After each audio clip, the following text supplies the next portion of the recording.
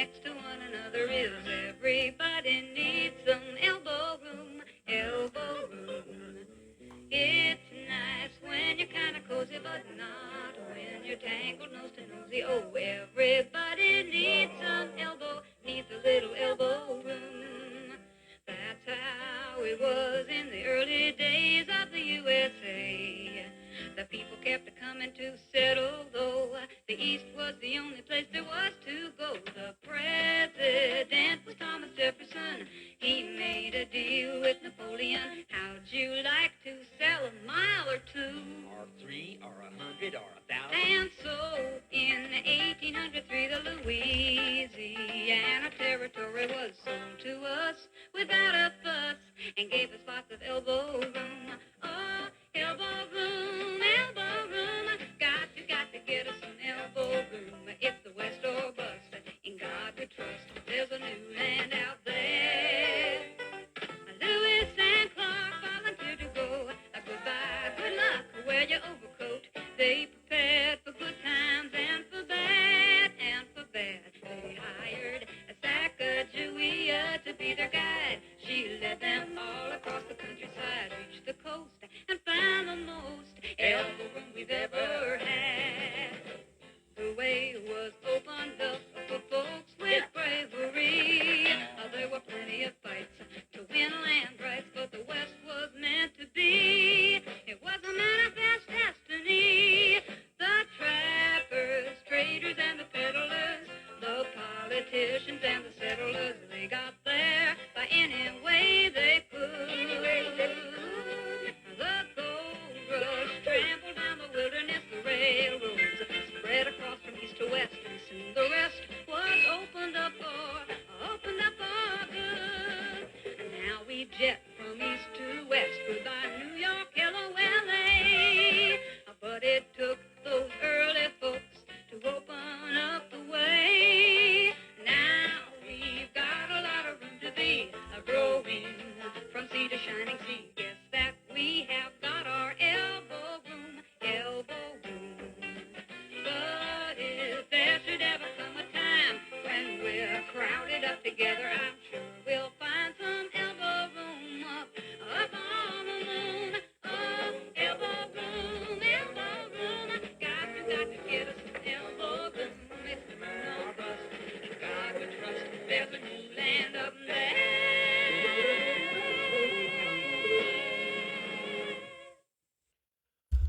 Okay, so Gen X in the house. For those of you that are in the audience now, I know all of you are tapping along and or singing it because I was for sure. Welcome to a Tuesday night, everybody. Thanks for joining. Flying solo this evening. My co-pilot Anthony is off the next few days. It's like the old times, right? As we continue to celebrate Women's History Month, I wanted to focus on Sacagawea. I used to think it was Sacagawea, but I've learned that it's actually Sacagawea. As a female Native American, Sacagawea's story could easily have been lost to history, but her role as a vital member of Lewis and Clark's Corps of Discovery, helping them forge relationships with Native Americans, all while carrying her newborn baby on her back, ensured this wasn't the case. Sacagawea traveled thousands of miles with the Lewis and Clark expedition of 1804 to 1806, from the Mandan Hidatsa villages in the Dakotas to the Pacific Northwest, acting as an interpreter and allaying suspicions of tribes that they encountered. Though spelled numerous ways in the journals of expedition members, Sacagawea is generally believed to be a Hidatsa name, meaning Sakaja, meaning bird, and Wea means woman, so bird woman. Sacagawea grew up in what is now Idaho in the United States. Sacagawea had an equal vote in the expedition's decision to camp near present-day Astoria, Oregon, for the winter of 1805 to 1806. Sacagawea would dig up plants such as wild artichokes that had been buried by mice for the winter. Sacagawea, honored by a stamp, which is probably one of the coolest stamps you'll see. How's everybody? Welcome to a Tuesday night. Hope you all are enjoying yourselves so far. There's a lot going on this week. We have a lot of things to get to in the news, as is always the case these days. I do want to kind of preface a couple of different things before we get too deep into our evening. What is going on here? Hold on a second. Sorry, my bad. User error. Isn't that always the case? There is a gifting goal tonight, and I would appreciate any panelists that you enjoy what they have to say this evening that you gift them as well. I'm currently sitting at 51 subscribers. Thank you to everybody who subscribes. I really appreciate that. I've been encouraged to talk about that more. There's a discount on subscriptions, and I'm looking to try to get to 60. So if we can pick this off, the goal is 100 by the end of April. So let's see if we can do that. Also, if there's any interest in merch, the Fax merch store is now available. Thank you to some friends for helping me put that together. That's in a link in my bio. There's also some information in there about how you can support myself and Anthony. And there's information in there about registering to vote. There's a few petitions that I'd like to ask you to consider signing. One specifically goes to your senators in regards to the TikTok ban, because we certainly don't want that to happen. I hope you're all doing very, very well. And let's bring up some ground rules. Hello, friend. You. How are you? I am well. How you doing? Okay, it's raining over here in Georgia. It's pouring, Sorry actually. about that. It doesn't rain in Georgia. It literally downpours. It does. It does. Okay, everybody, welcome to the live. Please don't type in all caps. The caps are for mods only. We talk to each other and we talk to Fax and Anthony that way, so it's easy for us to get a hold of each other. Please just respect that and not type in caps. If you do, we will warn you and then we'll just mute you. There is no hate speech allowed whatsoever. There is no spamming and there is no misinformation. If there is hate speech, we will just boot you right away. If misinformation and spamming will, sorry, it's a day, we'll mute you and give you a warning. And if you do it again, then we will wind up booting you or muting you for the live, so you can just actually just sit and listen and learn something. Fax and Anthony will match your energy. So if you come up here yelling and screaming, they'll wind up doing the same thing. If you actually want to have a good conversation, that's what they're here for. If you have information, if you have facts, bring it all up with you. I'm more than happy to look at everything that you have and bring. If you're not able to bring it up and one of us can look it up for you, we're more than happy to do that also. Please bring legitimate sources. Google is not a source, it's a search engine. So, but if you have the link to the source, we can help you with that too. Wait, Any questions? Google isn't a source, Nikki? I don't think so. Sorry, couldn't resist. I'm not sure. I know. The last I checked, no. Appreciate that. Thank you for clarification. No problem. Any questions? There's a bunch of us mods down in the bottom. We all have our little thing next to our name. Please feel free to ask us any questions. We're more than happy to answer them. If you're having an issue in the chat, we're also more than happy to help you with something. Be respectful to everybody up in the box, and everybody in the comments. Just please act like an adult and have a respectful time and a respectful conversation. If you don't like the conversation, please don't mass report it. There's no sense in doing that. You can just scroll out like an adult and come back another time if it's not a topic that you're happy with. Thank you, friend. Appreciate you. You're welcome. I appreciate you too. Have a good day. I will see you later. Okay, bye. Bye. So a lot going on in the news. I think we should talk about that horrible situation in Baltimore with that bridge collapse. But it seems like that the crew, although there will be an investigation by the NTSB and others as to what happened, but it looks like the ship lost power. You can see from a video that's been sped up, it looks like the ship lost power, came back on, lost power again. But they were able to get a mayday off, which alerted the authorities. They were able to close the bridge because otherwise they estimate it could have been hundreds of people who lost their lives. It's tragic that I think 6 is the last count that they did, but thankfully that it could have been much worse. We've already seen some right-wing conspiracies throwing around there that people think that this was a cyber attack. And of course, the names that you would expect, Alex Jones, Andrew Tate, have sort of glommed onto that. It becomes this big cyber attack. We should be wary that this is going to be an impact on supply chains because that is a busy shipping port. I pulled some stats on that. Let me see if I can find them. Where's the number? All right, here.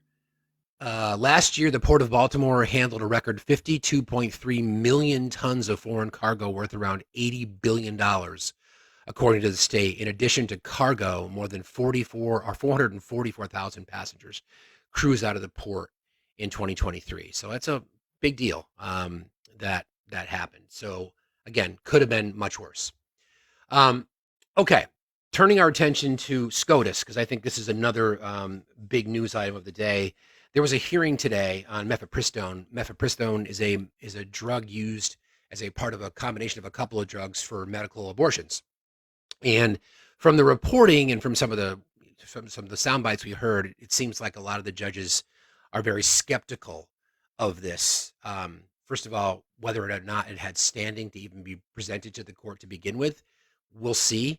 But this case is really sort of bigger than mifepristone, because if they rule that these types of drugs are not allowed and or cannot cross state lines through the mail, you can imagine what that would turn into in other cases. I was reading that 63% of all abortions performed in the U.S. in 2023 were used medical assistance, up 10% from last year or from 2022. By the way, Erin Hawley is the attorney who is representing the plaintiffs. If that name rings a bell, it should. She's the wife of Josh Hawley. So yeah, they were talking about this thing called the Comstock Act, and I didn't really know what it was. But so part of the plaintiff's strategy in this case was to invoke the Comstock. That's the right word, right? Invoke the Comstock Act. COMSTOCK. The Comstock Act goes back, it's like 150 years old, and it prohibits the mailing of obscene, lewd, or lascivious materials like pornography or any article or thing, quote, intended for the prevention of conception or procuring of abortion. It also prohibits shipping these things by way of express common carriers. In today's terms, that'd be like FedEx, UPS, or even U.S. Mail. So that's kind of a big deal. And I think it was like a test balloon that they threw up at the court today to see what judges would bite on the Comstock Act, because that could also involve any equipment shipped from one location to another, medical equipment that would be required to perform abortions and things like that. So we have to watch this case. It seems unlikely that they're going to rule that mifepristone will not be allowed anymore, but I think this is just sort of setting up things for the future, which is dangerous to say the least. All right. So the other big news of the day is that there was a gag order issued in New York. So the hush money case, which is actually, we should refer to as the election interference case in New York with Alvin Bragg, the DA. There's been a gag order issued by the judge. I forgot his name now. Judge, it'll come to me. What's his name in the chat? I forget. Anyway, the basic foundations of this gag order, which are Mershon. Thank you, Juan Mershon. Thank you very much. Appreciate that, guys. The specifics around some of the language is because there's been things that have been already said, including over the weekend when Trump went after the judge's daughter. I mean, he is literally going after everybody. So the language is specific to Trump. It's not been spread to anybody else. It's what he can and can't say to other people. It's not a First Amendment violation. It's literally a gag order that you're not allowed to go after people like juries, potential jurors, potential witnesses, members of the court staff. He can go after Alvin Bragg all he wants, and I'm sure he will. He'll continue to do it. But there was an interesting quote. I'm going to see if I can find it. I think this is really telling what's in the mind of the judge as he sees things coming down the pipe. So this is from the brief that he submitted to lay out the details of the gag order. Given that the eve of the trial is upon us, it is without question that the imminency of the risk of harm is paramount. It continues. Stand by. He said, it went far and beyond the defendant went far and beyond defending himself against, quote, attacks by public figures. Indeed, his statements were threatening, inflammatory, denigrating, and the targets of his statements range from local and federal officials, court and court staff, prosecutors and staff assigned to the case, and private individuals, including grand jurors, performing their civic duties. Such inflammatory extrajudicial statements undoubtedly risk impeding the orderly administration of this court. So, former president of the United States, someone who wants to be the president again, is intentionally stirring up anger directed at the people who are holding him accountable, basically using his supporters as like human shields, because we've already seen so many examples of what political violence look like. In fact, Alvin Bragg touched on it.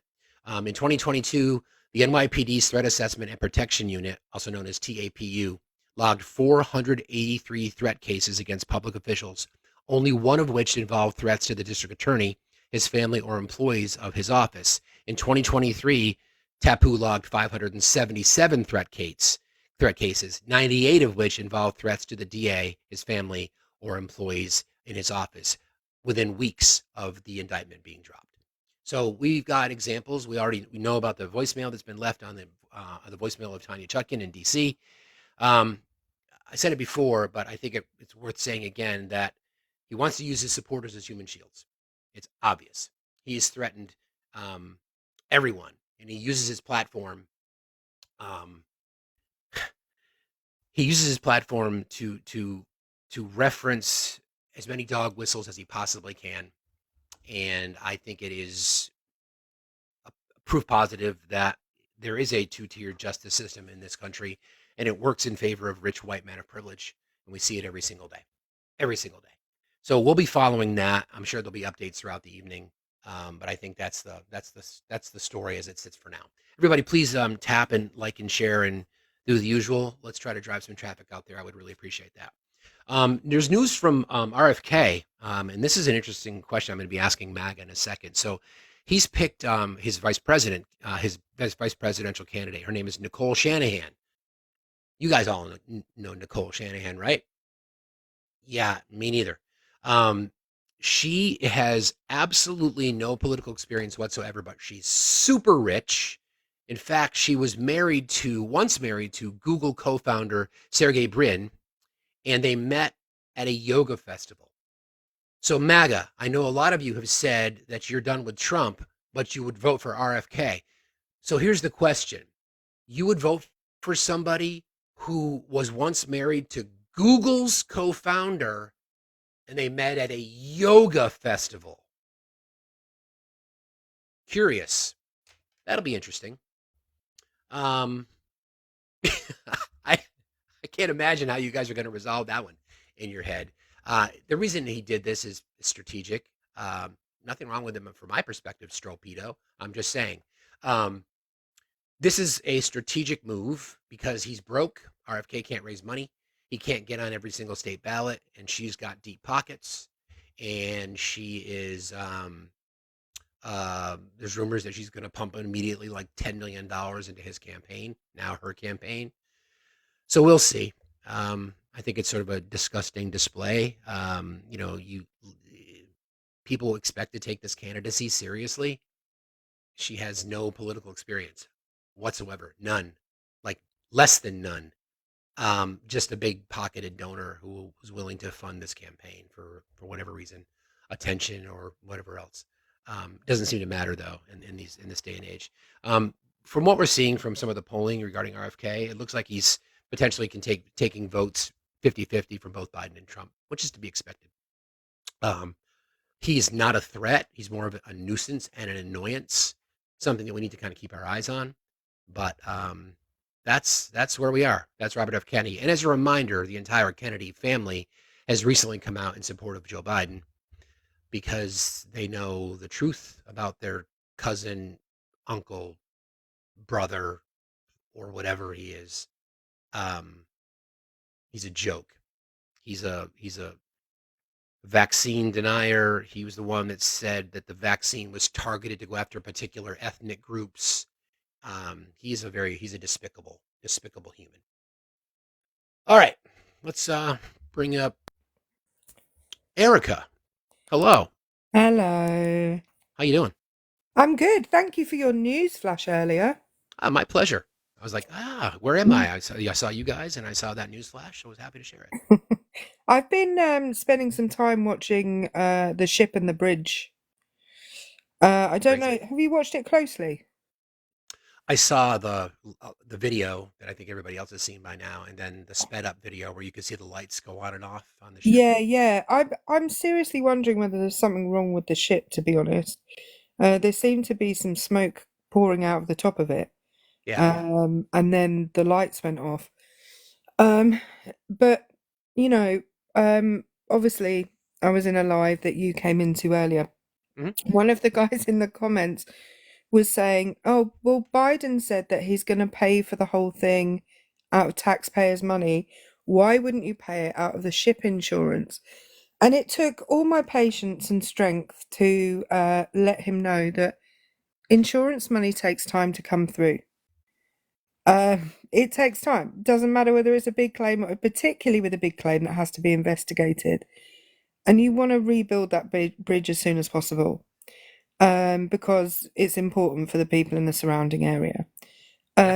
So of course you rebuild it with government money, and then that money comes back to you from the insurance company or the shipping company or whoever in the end is found liable for it. And Mhm. so um, I, I've got to the point now where I can't come to any other conclusion that they're just looking for holes to pick. And they're just looking for ways to discredit Biden, because the prospect of all that is facing Trump right now is so overwhelming. Mhm.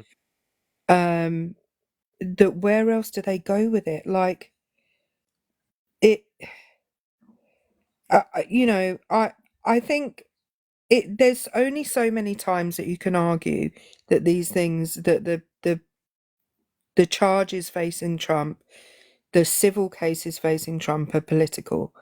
And there has to be a point at which you say, okay, maybe he's just a bad guy, you know? Yeah. We've talked about And this before, right? Like if he'd handled COVID properly, he would have been reelected overwhelmingly. If he mhm. could have accepted the results of the 2020 election and just conceded, he could have started his campaign like the next day, raised a ton of money, and likely be way ahead in the polls. If he had turned over the documents in Mar-a-Lago when he was asked instead of lying about it and then twisting the story, he wouldn't have been indicted. If he didn't pin E. Jean Carroll up against the wall in a dressing room, he wouldn't have been found civilly liable for SA. If his company wasn't built on fraud, he wouldn't have been indicted for fraud. So yeah, there's that. Yeah, and I actually think, in my opinion, this case that's currently, well, I guess underway, but not really, in New York, is probably of the four of the four criminal cases, not federal cases, because Georgia's not federal, but of the four criminal cases that are facing him, I think it's probably the weakest of the four. And what's slightly worrying is that one being the first one.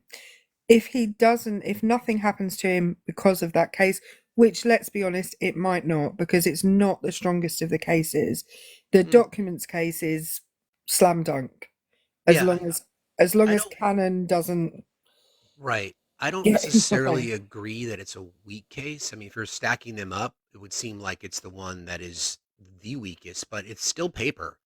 Yeah, There's still a that's true. paper trail. And don't forget, Weisselberg and Cohen went to jail for this. Yeah, So no, it's still paper. I mean, it's the question is, uh, if I was a betting man, which I'm not, but I would think he would be found guilty in this case. The question is, will it hold up under appeal? yeah. That's the biggest thing. So we'll Well, see. We'll it's see. the it, let's say then it's the one that I'm least confident about. Maybe Sure. that's a better way of putting That's it. fair. That's fair. Um, and I just think, And before we go, I just want to remind people that case. People talk about it being the hush money case and the Stormy Daniels case.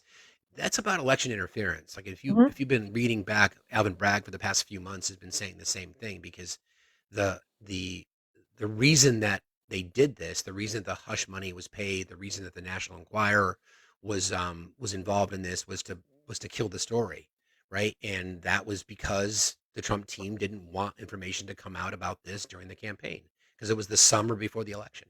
mhm. So it's election interference. We can't forget that. And yeah, of course, and particularly when you know, in the previous, if you think in that same campaign, no, because this was like 2016, right? The 2016 election. Right. So if you think in that same campaign, how much what came out about, you know, the whole Hillary's emails thing, Yeah. how much that hurt her.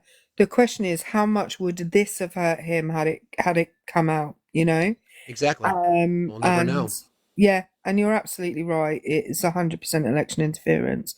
I just think there are so many things that, you know, I've heard over the last few days Trump is taking as a win. You know, the Supreme Court decision, which I think anybody who was fair-minded thought, yeah, I don't think this is gonna, you know, go Colorado's way. I think it's going to go this.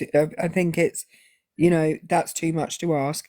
I also think the for some reason they're taking his bond being reduced in New York as a win also, and don't understand that actually that doesn't mean that the total amount of money, should he lose the appeal, that he will end up having to pay will be reduced. In fact, because he hasn't paid it, he's incurring over $100,000 a day in interest on that. That's right. So by the time it actually that appeal goes through, let's say minimum 6 months, probably longer, that's likely to be, you know, looking more like $500 million round.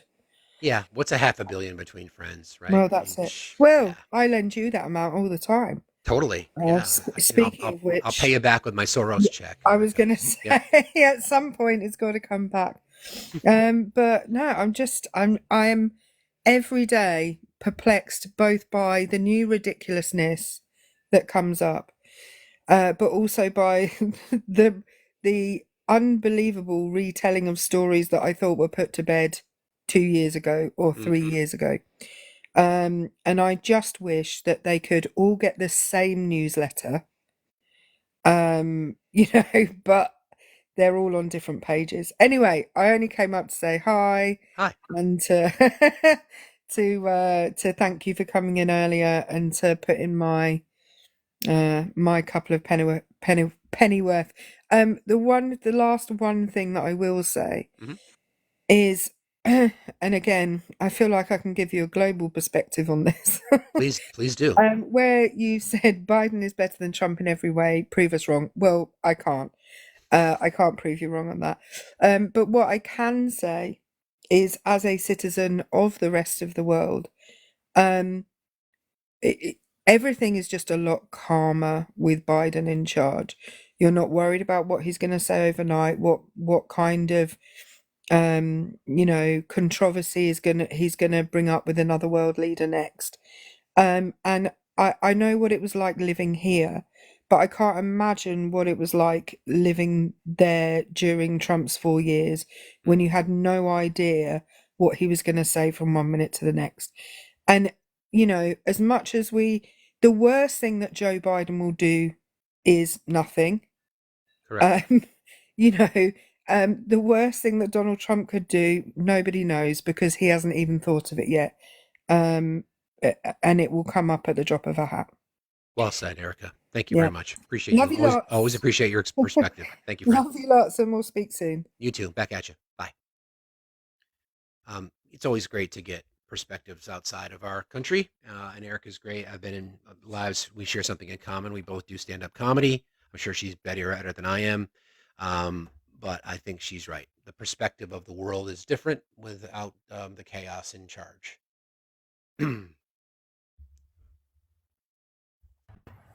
Evening, Tony. How are you? How's it going? Well. How are you tonight? I'll preface by saying this. I'm doing great. The weather's wonderful here in Arizona this time of year. Excellent. Great time to just sit outside. Love AZ. I'll say this. Okay. If Donald Trump is found guilty in a court of law of our laws as a nation, I will respect that, and my vote will have to go somewhere else. Okay. What I don't understand is why that judge in New York had to set the appeal amount at an amount that was the total amount. I mean, you had Bernie Madoff, who, you know, bamboozled people out of $64 billion, and his was 10 million. So I can mean, help. there's okay. I can help you. So basically, what this penalty was, and there's a term in New York when it comes to how fraud or how fines are calculated. It's referred to as disgorgement. So it was math.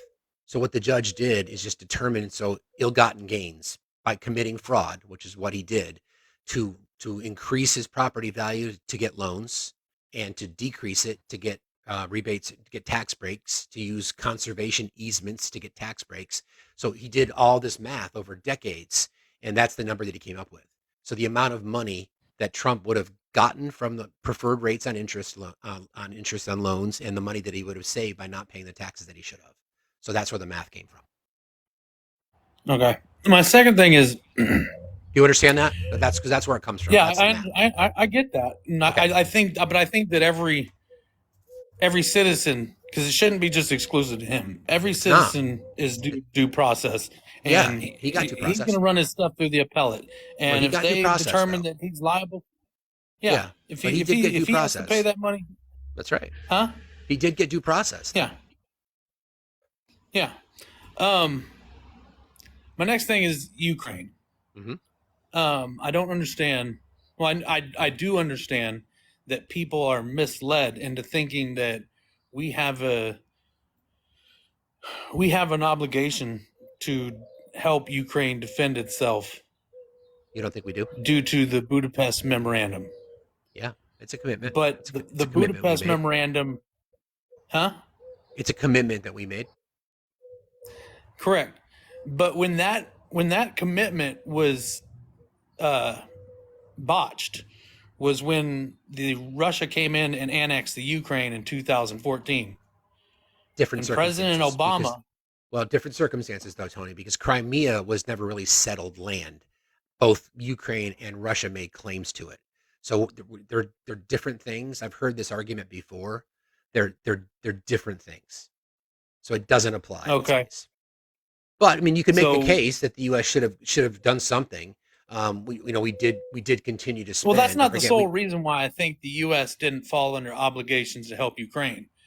The leadership in Ukraine was very unstable in the years of 2008 to 2014, leading up to Russia going ahead and moving in there after they took Georgia on President Bush's watch.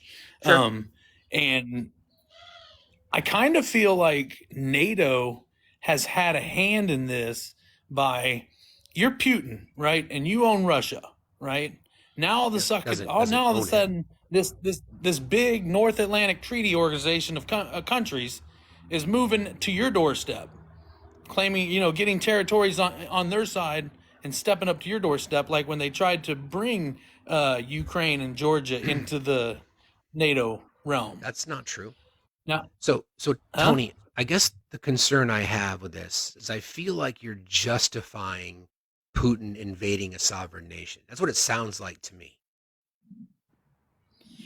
I would think that Putin was doing what he felt was justified. I'm not asking what Putin felt. I'm asking what I'm hearing from you. It sounds like you feel that Putin, who by the way is a former KGB operative, who unalives his political opponents, who unalives his citizens, who mocks the press, people disappear, who supports the terrorist regime of Assad in Syria, who's been behind numerous unalivings, again, of his own citizens. It sounds like what you're saying is that Putin was justified in invading Ukraine. Is that what you're saying, Tony? No. What I'm saying is I don't see where we have to live up to a Budapest Memorandum when the scope of the leadership in that region had changed and different alliances had happened. Because at one point in time, Ukraine wanted to join the Russia Chinese little treaty or, co-op. You have a source for that? Yeah, here, I'll pull it up in just a second. So I guess the question I have, is I see your picture. It looks like you've served our country. Yeah. So you're a Trump supporter. I support Trump in that. How do you support? How is it that you support Trump, Tony, when you've taken an oath to preserve, protect, defend the Constitution against all enemies, foreign and domestic, and Donald Trump wants to tear up the Constitution and has said he would be a dictator for a day, and he wants to put homeless veterans in internment camps to give them an option for medical treatment or throw them in jail? How is it? How is it that someone who took the same oath can do that? I would have to see where he's either going to give them the option to go to jail or go to an internment camp. How about I play it for you? Would that help? What if I played Sure. you the audio? Would that help? Yeah. Okay, so if you heard audio where he talks about putting houseless people, would you agree that some people that are houseless are also veterans? Well, I mean, yeah, there's homeless Americans and there's homeless Americans and there's homeless veterans at the same time. I get that. Well, there's homeless Americans who are veterans, right? Yeah. Okay, so hang on one second. Let me find it for you. All right, so this is from Agenda 47, which is Trump's agenda, okay? So I'm going to play for this, and I want you to listen to his words, okay? I want you to listen to what it is that he's saying, okay?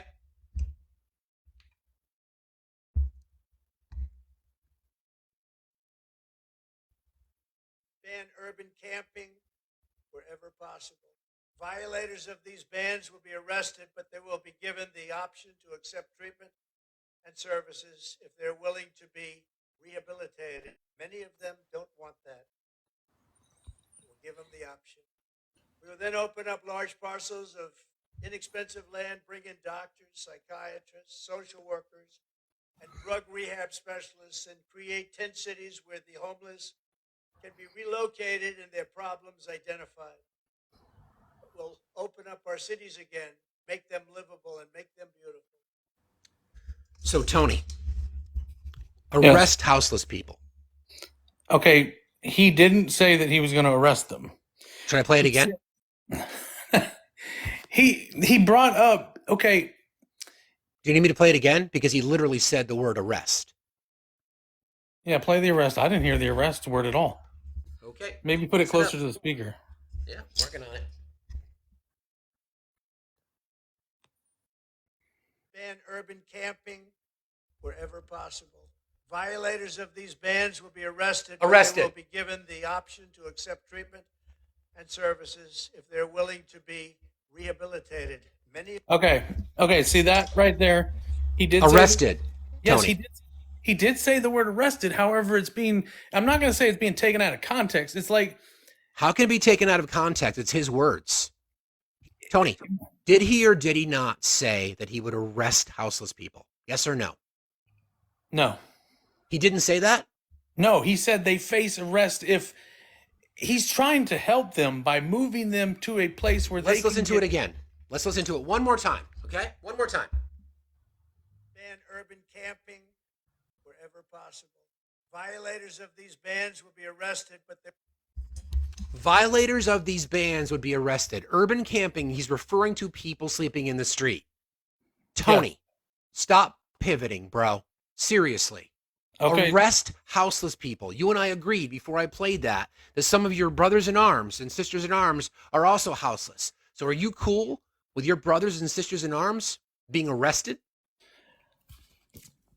He said that they were going to take and give them the ability to get help and get treatment. Did he or did he not say arrested? Yes or no? Oh my God. He said they're going to be arrested if they break a law. Got it. No, he said arrested. Houseless people, right? Yeah. Houseless.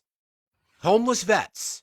Are you comfortable with homeless veterans, people who you've served alongside, who took the oath to be arrested just because they're houseless?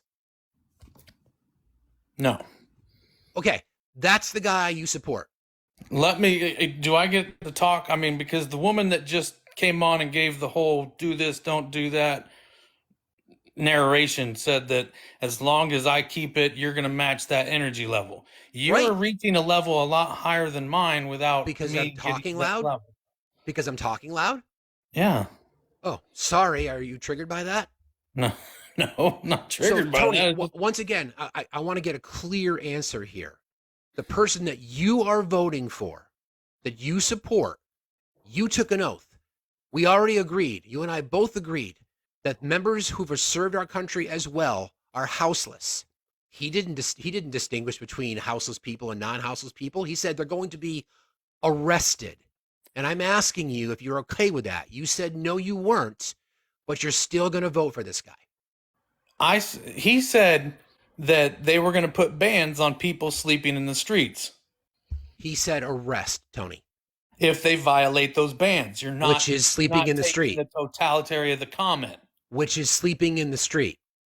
Yes, because they are giving them an opportunity to go to a place where they can receive help and Arresting get them? treatment. Arresting them. Nope. The people that are getting arrested are the ones that say, fuck you and your help. I'm going to stay right here on the street. Well, no, the fuck you're not. No, You're going he to said jail. they are going to arrest them. That's Tony, not what he said. It is what he said. He said We're they going were going to arrest people. No, he said they were going to ban sleeping on the street. And if you still sleep on the street and don't accept the help the government is giving you, then yes, you will be arrested. Okay, so somebody sleeping on the street, you want to arrest them. Your brothers and sisters in arms. If there's a ban that says they shouldn't, and there are places they can go to where they're not sleeping on the streets that's being provided by taxpayer dollars, you're goddamn right. So you don't care that your fellow brothers and sisters in arms would be arrested because they're houseless. That's what you're saying. You don't care. No, what I'm saying is that they have the ability to go to a government-financed place to get help and get a safe place to sleep. No, Tony, you know what I think? I think you're an oath-breaking traitor. That's what I think. At least I took the oath. Jesus, fuck. I think you're an oath-breaking traitor. That you would sit here and say that and try to pivot around because you support this guy so much that you would ignore the fact that he would lock up your fellow vets. I'm going to bring up a veteran because I would like to have him talk to you. Greg, you just requested. I don't know where you went, but please request again. I can't believe I'm hearing this, Tony. I really can't believe it. No, yeah, you can. I mean, the fact that you're an oath-breaking traitor, whatever. You don't like that, right? So this is a friend. This is Greg. Hi, Greg. Hey, how you doing, folks? I'm good, brother. Would you like to talk to Tony? Yeah, Tony. All enemies, foreign and domestic. You know, I mean, when they start talking about they're going to take people just because they don't have a place to stay and put them in camps, and that's what it is. When you look at it, what are they talking about doing? You know. Okay, so I don't want to go to jail, and I don't want to go to this camp that's out cheap land out in the middle of nowhere in the desert, and they're going to move them out there. You know, that's not American. That is not what I took the oath for, and I believe, yes, I agree. I think any veteran that is going to support Donald Trump after he has said that he will not respect the Constitution, I can message you the screenshot of when he posted on True Social saying that the Constitution should be terminated because he lost an election. And all of the stuff, listen to what he's telling you and quit trying to make excuses for him. Take what he's saying at face value. Okay.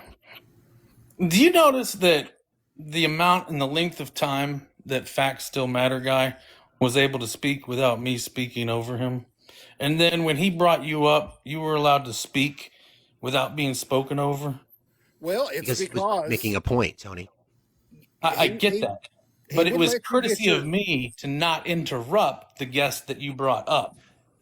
Tony, I'm you know only what, man? that same Here's the energy thing. when I'm speaking. Well, the problem is, Tony, is that it's difficult for me to platform oath-breaking traitors when you swore an oath to the Constitution and Greg just called you out on it and you don't like it. And your pivot is to complain that your feelings were hurt. My feelings aren't fucking hurt. They should be. You wouldn't answer the question, Tony. You wouldn't answer the question, exactly. If they're saying, let's get homeless people off the streets, we're going to pass a statute, a law, or whatever you want to call it, that homeless people cannot sleep on the streets. We're going to give these homeless people a place to go where we will provide food, we will provide shelter, we will provide medical people to help them rehabilitate them or get Hey, them Tony. back to a better place or get them into society again. Why do you Right? follow so many young girls on your page, Tony? Oh, yeah, here we go. What? Why do you follow so many young girls on your page? I don't. Oh, yeah, you do. Okay. Okay. Yeah, you do. Okay. Anything you want to say about that, Tony? No. Yeah, I didn't think so, you piece of shit. Get the Hey, hell out of here. Oh, I was going to ask him what he's going to have for dinner, Fax. He's not worth it, bro. I hear you, and I'll drop back down. You have a wonderful evening. Appreciate you, buddy. Appreciate you, Come brother. back up. I'm right here until the end of the show. I appreciate that, brother. Thanks a lot. Yes, sir. Thanks, bud. The pitiful nature that is, and I was I'd asked fellow vets about how I feel about this, and they told me that if I come in contact with a veteran who still supports Trump and we watch the games that they play to try to defend it, then I have every right to call them what I called them, an oath-breaking traitor. I respect those people that have served, those that understand what the Constitution is, because people who've served did not take an oath to Donald Trump. They took an oath to the Constitution. And you literally try to wiggle your way out of a conversation just because you love Trump so much that you're willing to allow your brothers and sisters in arms who are houseless for whatever reason, and we know there's a good chunk of the houseless population comprised of veterans, lock them up. If they're not willing to get off the street, lock them up. Take away their rights. Take away their rights as American citizens. Lock them up. Wow. How far we have fallen. Unbelievable. Please continue to like and share, guys. I really appreciate that. Hi, Carrie. How are you tonight? I am good. I'm sorry, I must have accidentally requested. I will reach back out when I get stopped. I am in a vehicle, so I Okay, no problem. I can drop you down. I will reach back out. I appreciate it. Thank you, sir. No problem. Thank you.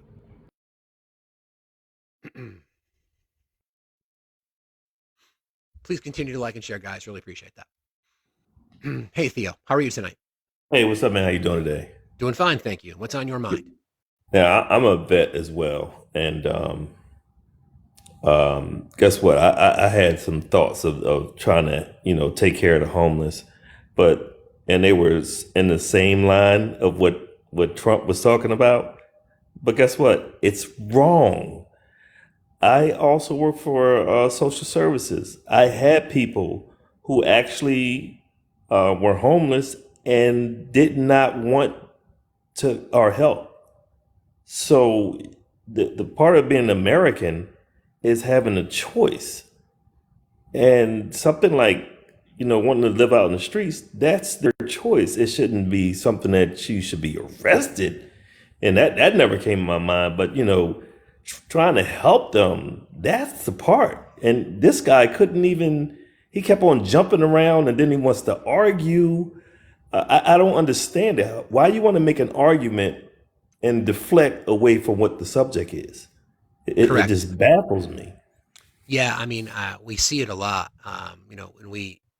It's everyone. It's not just veterans in Tony's case, but it's just people who do not prioritize human rights. People it's always somebody to blame. Do you think I don't think people choose to be houseless. Circumstance present themselves. Could happen to all of us at any moment. Most people are 1 or 2 paychecks away from living on the street. That's just the reality. That is the reality. But then to try to spin it, to defend this clown, that we see it constantly, and especially from a veteran who took the oath. It just crazy. Blows me away. It blows me away. Because there are so many people right now, and I also work for the housing authority, and there's so many people that want to get off the street that don't want to be there. There's very few people that actually want to live out in the street. I had a guy say he'd been living on the street for 9 years. He don't want no help. That's one in a few. Sure. Very few. Totally rare, but yeah, I'm sure that happens, of course. But the thing is, he's trying to the arresting part. That's crazy. But we do need to send social workers out there, people who can deal with that. The mental aspect. Sure. or and you know, and also with the drug thing, some people out there, and they don't want to be there. That's where they end up, you know. Yeah, I But mean, I don't want to. I'm for treatment centers. I'm for safe needle sites. I'm for giving people the help that they need to avoid fentanyl. I mean, I'm you know, the conversations about substance abuse disorder is a conversation that we have to have. But once again, everybody from the right likes to victimize everyone.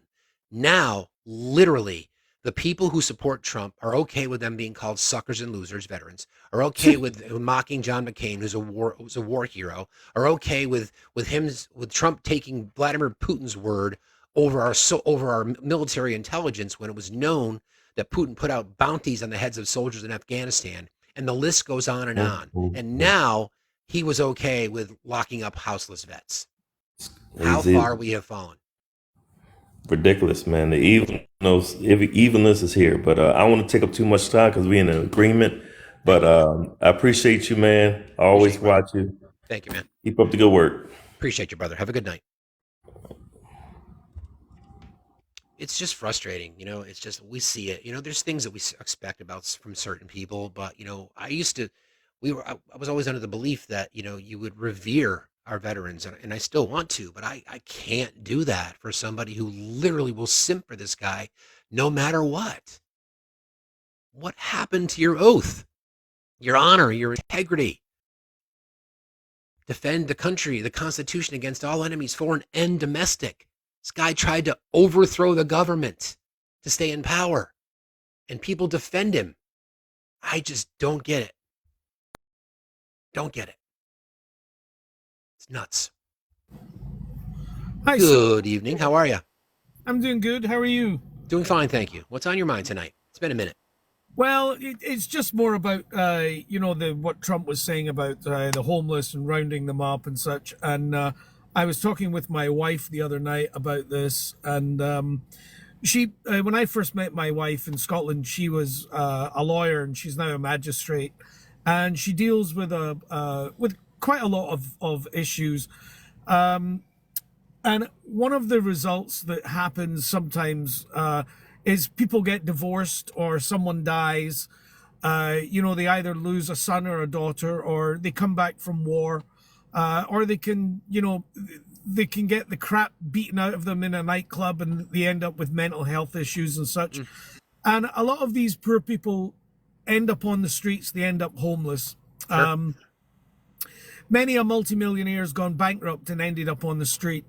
And what I actually found was a really interesting couple of statistics.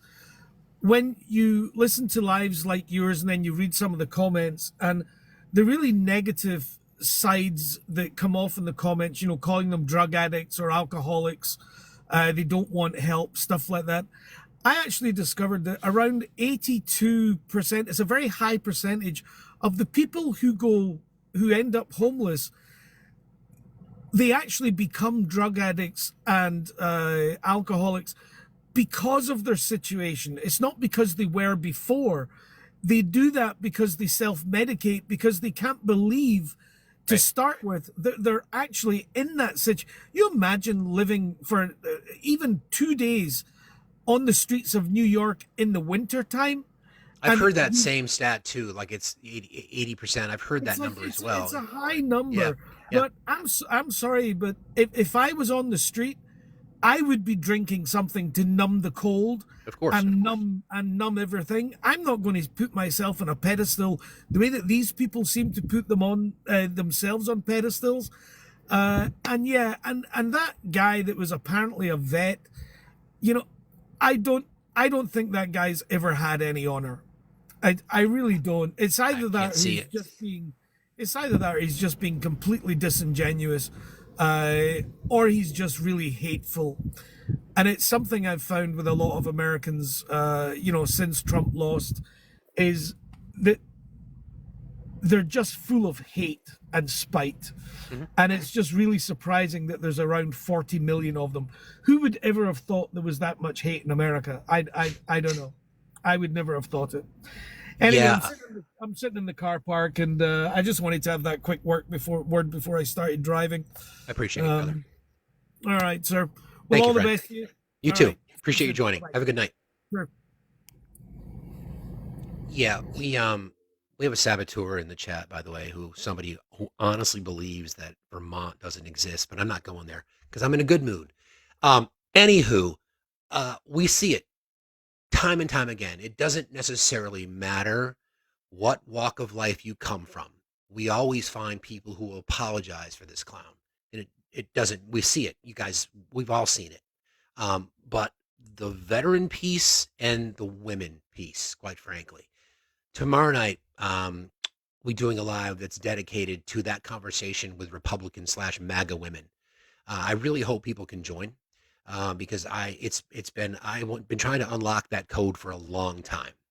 And I've got a couple people that I've been in contact with on this app who are staunch Trump supporters who are willing to join.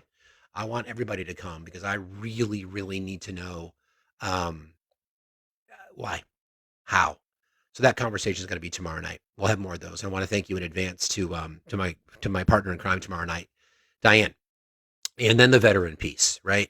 The veteran the veteran and poor people, right? The people who suffer the most under Trumpism, who suffer the most under Republican politics, who suffer the most under their hate, because those people are the ones that literally suffer the most, and yet they idolize and worship him, and he could give a shit about any of them, He'll suck every last dollar out of you, use it to pay his lawyers, and then ask you for more money. And then he'll send out a plea to fundraise and ask you to take out another mortgage on your trailer, and you'll fucking do it. Seriously. Where's the line? Where is it? Where is the line? When we were growing up, I'll date myself here as Gen Xer. Russia was the enemy, right? Russia was the enemy, whether it be Red Dawn with Patrick Swayze and Charlie Sheen and whoever else was in that movie, and then the Miracle on Ice hockey team and all this kind of shit. Everybody knew that Russia was the enemy.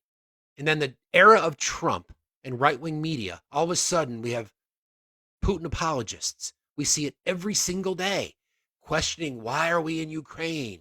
Ukraine is a haven for Yahtzees, and we shouldn't be spending money there.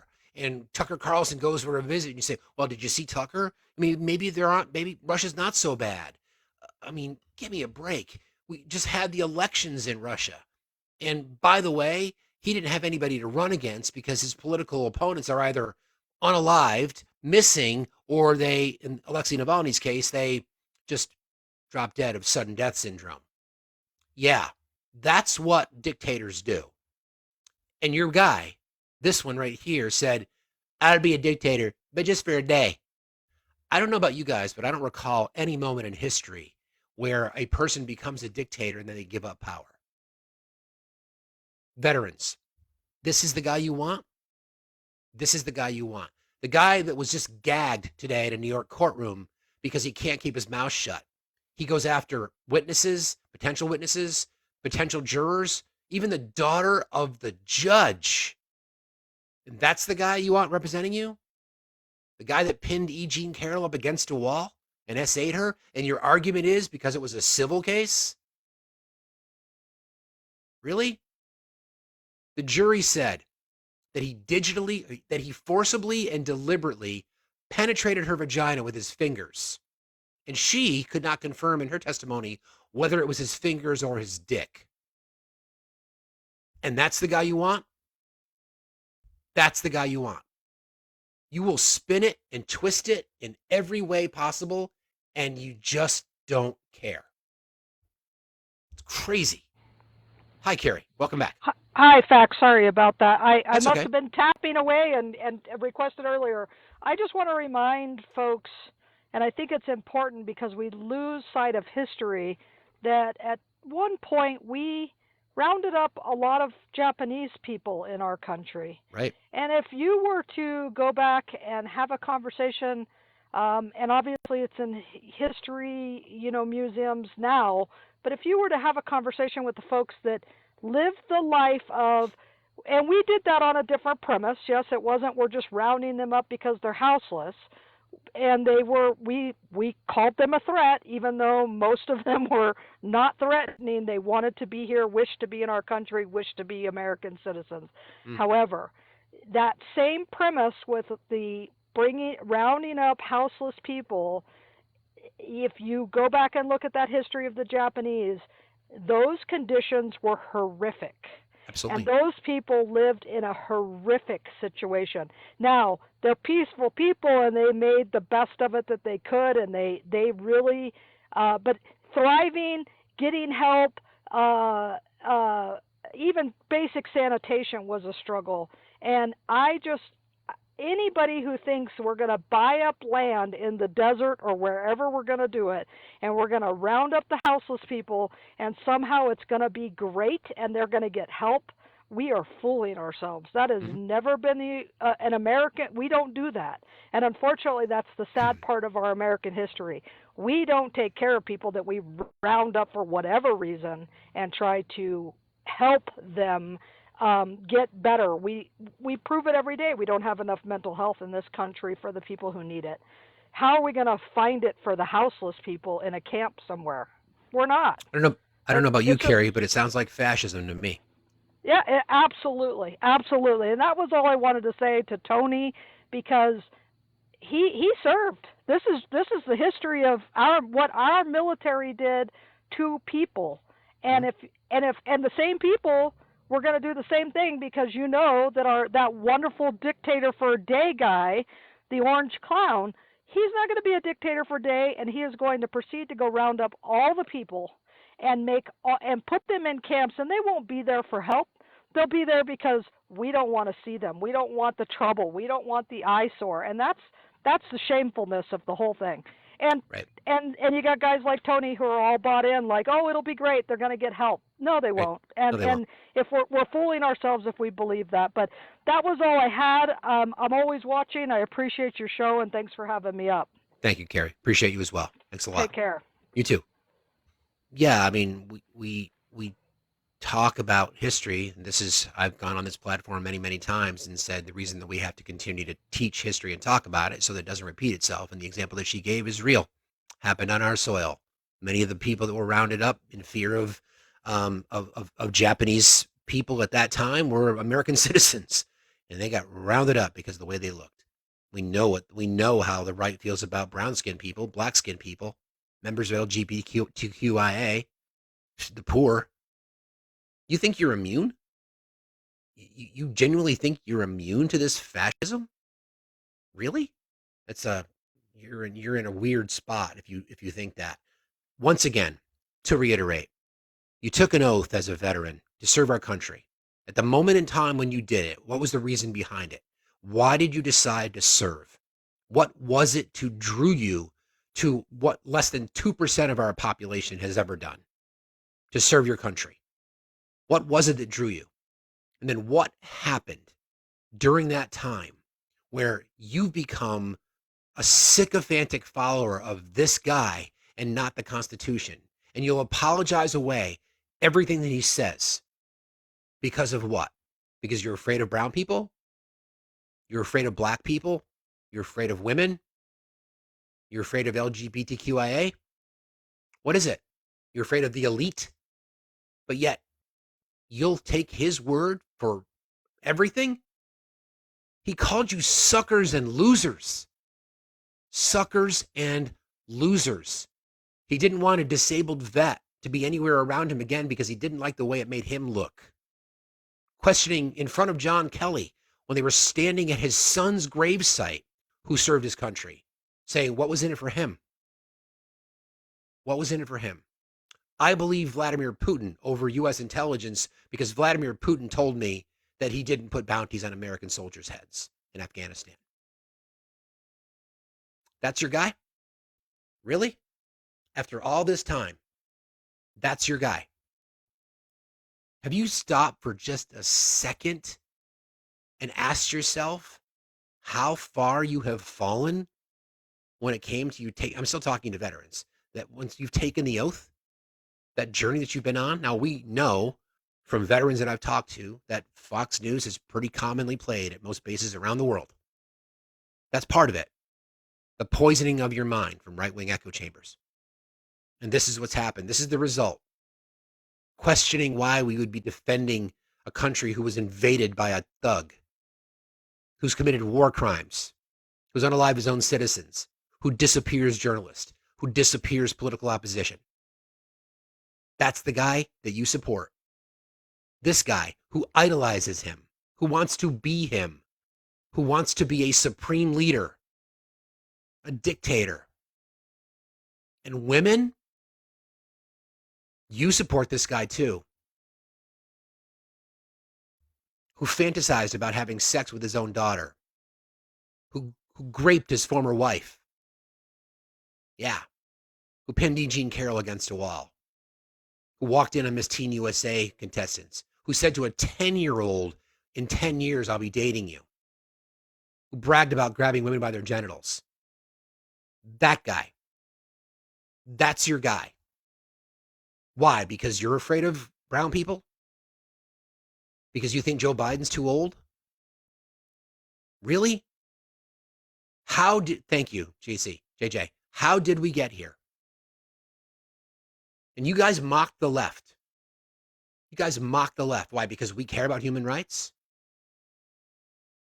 I've been doing these lives for, I don't know, 6 or 7 months. I have no idea. But I have made it very clear that I prioritize human rights over everything. Over everything.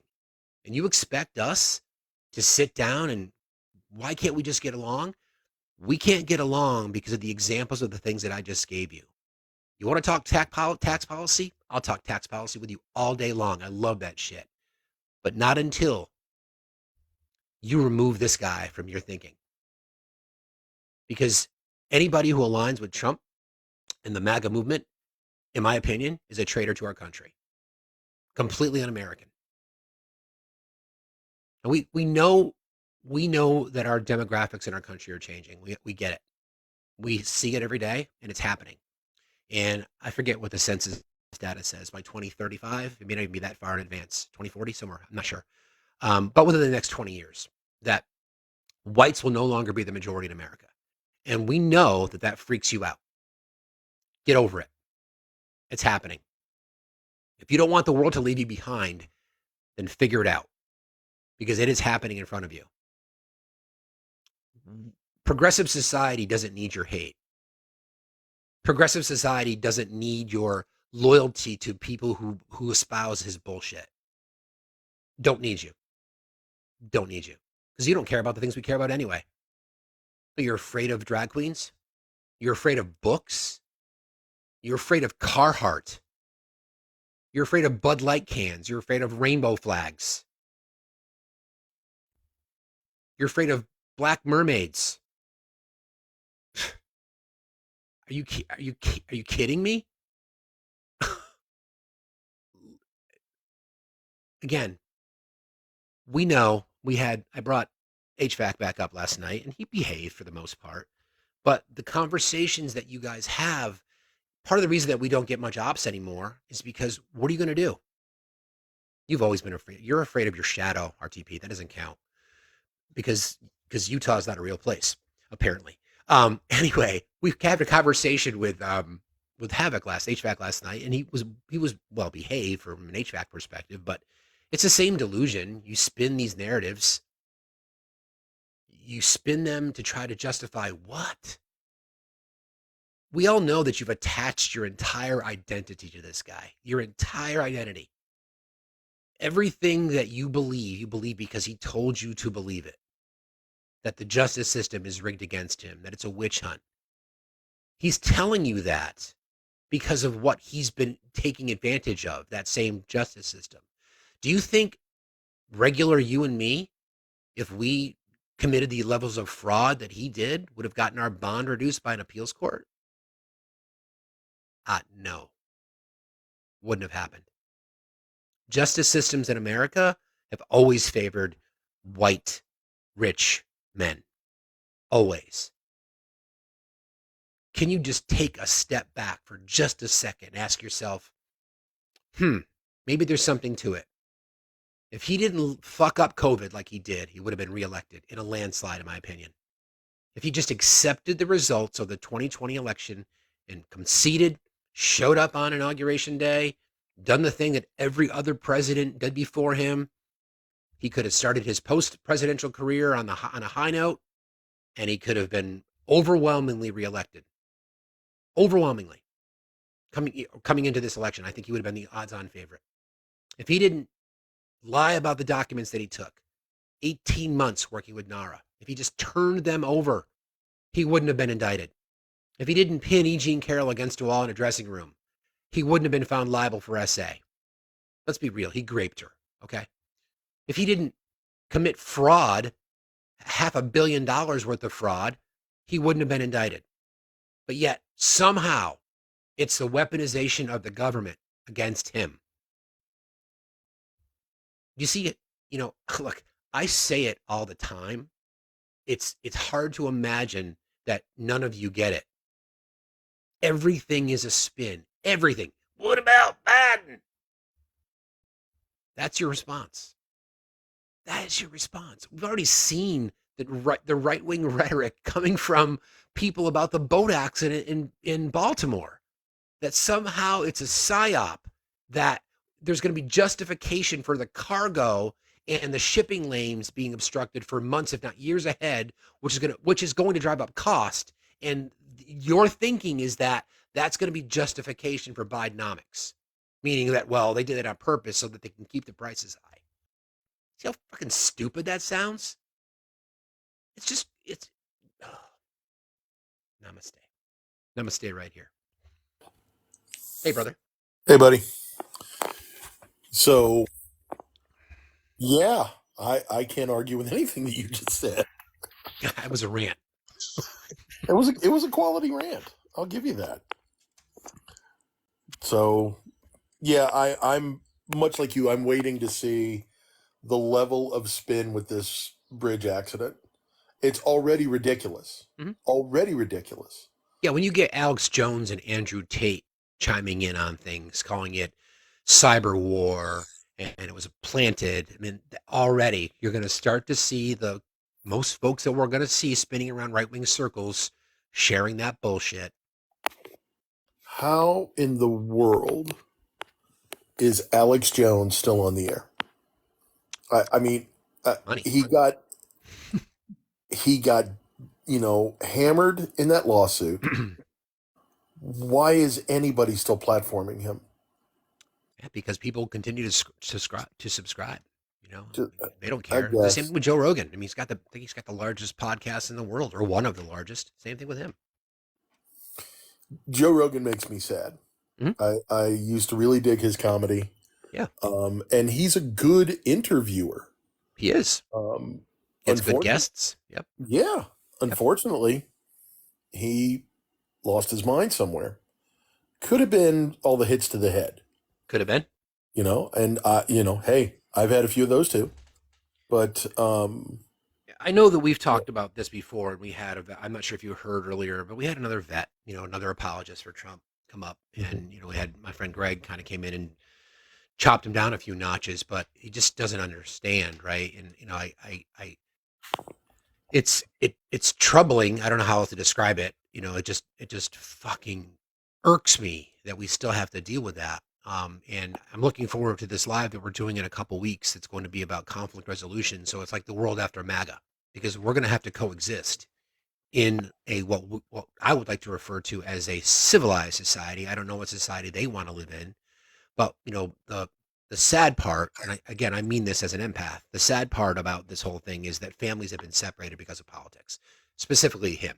Families have been separated, mothers and daughters, fathers and sons, mothers and sons, fathers and daughters, cousins, brothers. I mean, I've lost friends over this. Yep. So there needs to be some level of, I don't know what you want to call it, reunification, somehow, some way. I think the question is how, and if there's a desire to do it. So I'm looking forward to someone I met on here who's going to be co-hosting with me. More details to come on that. That's coming up in a couple of weeks.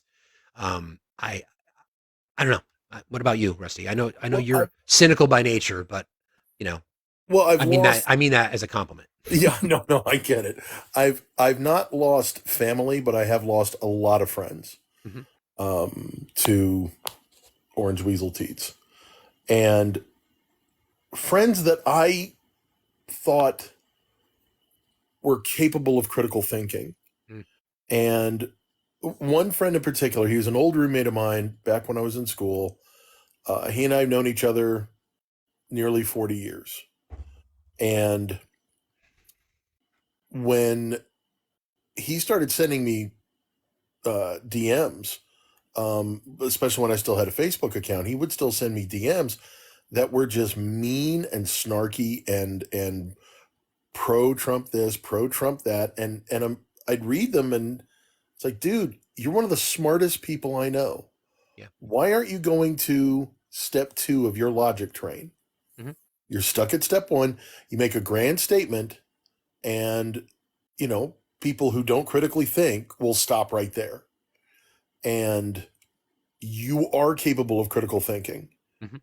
But he gave up on it. And then another mutual friend of ours, between he and I, pinged me, who had known him even longer. They had known each other since grade school. Mm. And he stopped talking to him and he blocked him. And he started going back to when they were kids and whatnot. Now, this guy's also one of the funniest people I know. He could crack a joke, super dry sense of humor, but he was really brilliant at cracking a joke. But some of the things he would say were racially insensitive. Mhm. But he was making a joke. Not, you know what I mean? There's a difference between cracking a joke and being good at cracking a joke versus ridiculing somebody because they're different than you. Satire versus reality, or whatever you Exactly. want to call it. And a skilled comedian, a skilled joke writer or teller can do that. And I thought that's what he was. I thought he was poking fun ultimately at the racist trope. Yeah, And I mean, it turns out he wasn't. I want to be He- clear. I have no interest in sitting across the table from anybody that's identified with MAGA during this time. No interest whatsoever. I want to platform this individual who specializes in conflict resolution for the people that do, for the people that genuinely want to find a way to resolve some things that they have with their family. And the reason I want to do this is because I have a dear friend of mine that's terminal, and I visit him whenever I can and try to help him out as best I can. I'm kind of all he's got left, and I brought that up because I think a lot of people walk around with a lot of things that are unresolved, and I don't know. We shouldn't be carrying that shit around. So right. there may be a desire for some people to reach back to family members or friends of theirs that have fallen into the conspiracy, into the hate hut, as I like to call it. And I don't have the tools to be able to help somebody with that. I have guidance, but I'm not skilled at that. That's why I want to platform somebody. I just want to level set. I have no interest in kumbaya moments or breaking bread with anybody that's ever identified as a Trump supporter, because I agree. then I would be complicit to racism and bigotry and homophobia and transphobia, and just no fucking way. I mean, you know No, me well enough to know that, Rusty, and there's just no way. I'm not interested, so don't even ask. I completely agree. And um, unfortunately, as you and I have both experienced, some of these MAGAs who have said, "Oh, I've seen the light," often lie. Yep. And they're trying to get our goat. They're trying to lure us into a false sense of security. And yet, when they show their true hand, one, it's obviously disappointing, but it's like, wow, you weren't even all that good at it. You Right. got us to a certain degree, and then you stopped, and it's like, haha, now the punchline. And it's not a punchline. What did you gain from trying to fool people who genuinely want you to be better? I think the converse is the right question, though. Look at what you've lost because of who you've aligned yourself with. Oh, I agree, but they won't see that. They'll say, well, good riddance. I'm going to bring up a request. You want to hang? Feel Sure. free. Okay. Lily, you had requested. Welcome. Hi, how are you? I just came out of a live a few minutes ago, and it was all MAGA Republicans in this live. And Hmm. I totally agree with what you just said. It's just that you can't even be in a room with them to speak with them about anything that's common sense. It's always arguing and insults. They don't want to hear anything you have to say. You try to give a common dialogue, which was some type. I literally had to drop off of it quick because they just were the insulting and the talking was just ridiculous. The one thing, all I was trying to say was is that as a voter, I'm looking for a person that's running for president that cares about everyone. We live in the United States of America. We don't live with just a place where it's just one particular group of people that live here. We live in a country where it's a mixture of people, all different cultures and nationalities. We need a president that represents everybody and will fight for everybody, not just for certain people. And the rhetoric that he talks about and the things that he talks about does not go with what the United States of America is about. Yes, as an educator, yes, our history with the United States has been an ugly one. Yes, it has, and what the Republican Party has done is try to shield and try to hide the learning of education and teaching of the facts about the United States of America is a disgrace. But the Republican Party you see today is not the Republican Party it was back in the day. That Republican Party, when John McCain was in, I say it all the time. Even though I might not agree with John McCain, I don't like some of his policy. I didn't like what he was doing. The one thing I will say about him, I remember that day when he was running against Obama, Right. and he stood in front of that lady and he told that woman, he said, "Listen, no, ma'am. No, ma'am. I can't. I have to stop you right there. I cannot allow you to say those things on this live. Say those things in front of people on this stage, Right. because you're wrong. I disagree with the things that his policies. We disagree, but I'm not going to insult him. And that to me, and I said Yeah. it in front of them in that live. I said that to me is the Republican Party that I know. He even That's the said he's Republican a Party I know. decent family man who I just happen to Exactly. disagree with on That's policy. And that's what the Republican Party was brought up in back in the 80s. Mm. That's what it was. Even though I might not agree with what they're saying, the one thing the Republican Party did back then was get things done. They went across the aisle. They sat down with the Democrats. They sat down as one and they worked together. There was no infighting. There Sure. was no disrespectfulness. There was no calling names and making fun of people who are disabled. There was a party that cared about everybody. They sat down and they got things done. And that's what John McCain was about. He got things done. These liberals that are there, that leaving left and right, they're getting sick and tired of the foolishness what the Republican Party is doing. They even said it. They want to get things done. They want to get things passed. They can't get nothing passed. How can you? It's this guy. I forget the guy's name. He's a Republican. He went on the podium and he said it. We are trying to. We can't. What Chip am I Roy. telling my constituents when I go back home? Chip Roy. Chip Yeah, Roy. What am I he's telling and him? he's a MAGA Republican. He's a MAGA Republican. He said, I can't get nothing done if I can. What can I actually say to them that I got done? I know. The infrastructure bill, because I voted for it, but there's some people in my party didn't vote for it. So tell me what we got done. We have not done nothing done. So when I sat there and said that to them in this live, they're all going back and deflecting. Oh no. So I said, listen, if you're not going to have adult conversation with adults, with an adult woman, an adult black woman, then I have to go. Have a wonderful evening. Goodbye. And I'm really, like you said, I can't be around people that don't have any respect for other people. And that's the whole thing. The Republican Party has forgot its values. It's forgot what it stands on. If you're a Republican in this chat, please tell me what has happened to the Republican Party. What has happened to the party that the John McCains of the times were? Where are they? Because they're not there. They're gone. Lily, this goes back to some things that we've talked about before, and this has been Oh, studied for a long time. And George Carlin did a really cool sort of riff on it, but about how conservative politics and conservative ideologies tend to be about the individual, like my rights, my freedoms, my individuality, and liberal ideology tends to be about the greater good, society. It's the me versus the we, and right. it's always sort of existed that way, but you can see it really galvanizing now. Because when you ask people, like, what's the Right. most important thing? Uh-huh. Oftentimes I'll ask that question, are you a single issue voter? Right. And when I ask MAGA, they're like, yeah, it's my Second Amendment rights. my Second Amendment rights, is what they'll Mine. say, Yeah. right? So, somebody would ask me that, I'd be like, human rights for all. Yep. I don't vote for myself That's anymore. it. I vote for my daughter, or I I vote for do. your students, Lily, or I That's vote for right. Rusty's That's right. kids. And That's right. so you can't, to gain empathy, there has to be a level of understanding. And what we see Mm, from the right is no one is interested in understanding the they situation of don't. others. They They don't don't. care about the plight of the poor. They don't And it care makes about me the struggle that women have, or members of the right. BIPOC community have, or Right. LGBTQ. They just don't give a Mm, shit.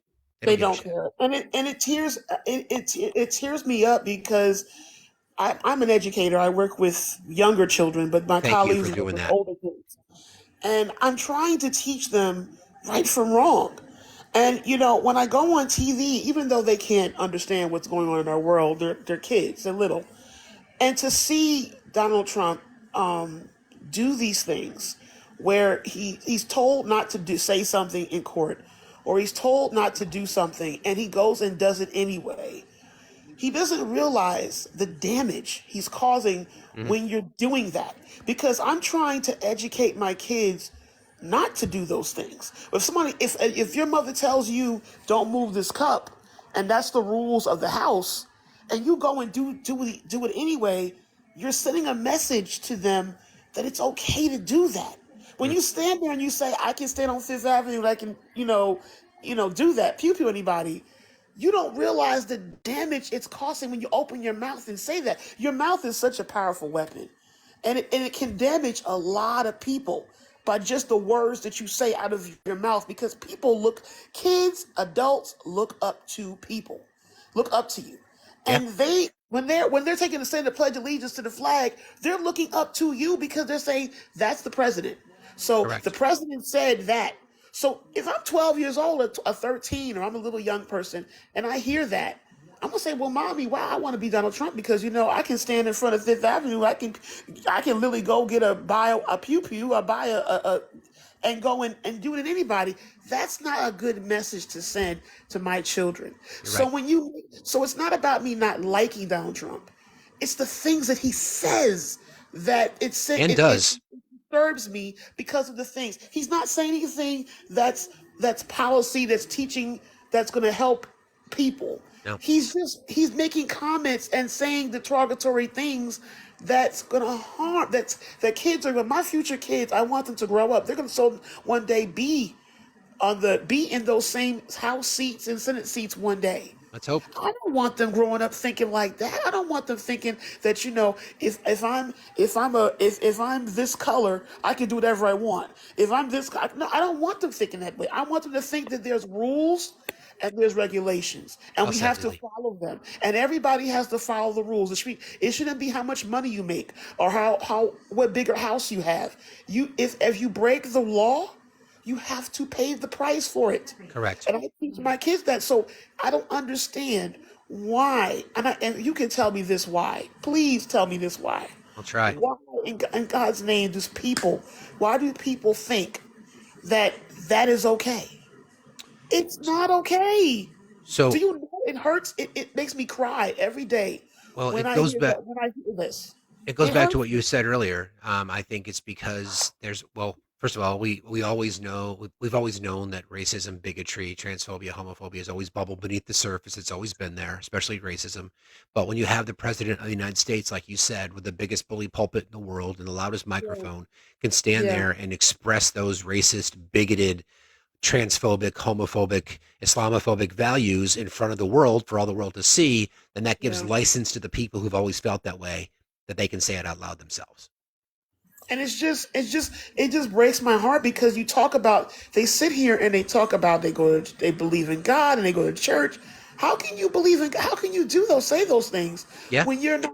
And I always, my grandmother always told me, you know, you might think that you're getting away with something, sure. but you're not, because Right. one day you're going to have to pay for it. And like I said, Donald Trump, even though he might get away with little things here and there, but he's going to pay a very harmful price because the way he's been living, and it's because how he was raised. It starts at home. It starts at the house, when how your parents raise you. But again, he's going to pay a very hefty price for that, and it's nothing to do with politics.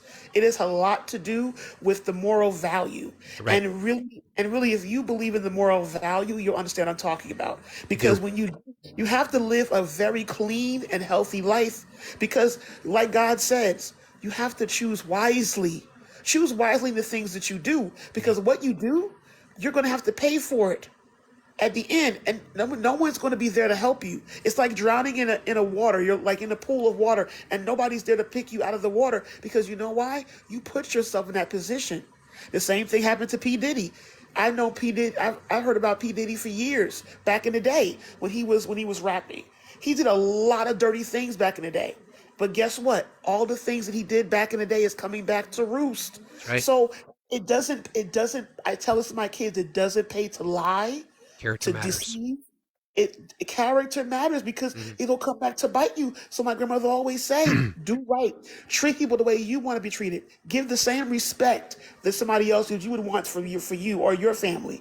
But he doesn't do that. So that's why it tears me up. That's why it makes me cry, because I'm working with kids every day, and when I see them, I see them play together and laugh together. And then I turn the TV screen, I see this garbage. I see crap. Lily, you're the example for your kids. He's not. Right. So you continue doing what you're doing, and we really appreciate you jumping in and joining us Thank you. tonight. Appreciate Thank you you so very much. much. Thanks a And lot. keep doing what you're doing, sir. I really appreciate. I love seeing intelligence, logic, conversation going on here, Thank and I you. appreciate you for doing what you're doing. God bless you. Appreciate And it. again, sorry to hold you up your life. No, but you thank got you. I appreciate you, Lily. Thank you very much. You have a good night. Good night. Bye-bye. Shout out for teachers. We need more of them. Absolutely. And to her point, when did John McCain and Mitt Romney become rhinos? Liz Cheney. Liz Cheney. Yeah. Become a rhino. And in the chat, to Brian of Amarillo, nut up and get in the box. Yeah, let's go, Brian. Come on. All right. We'll bring up, I think, MT.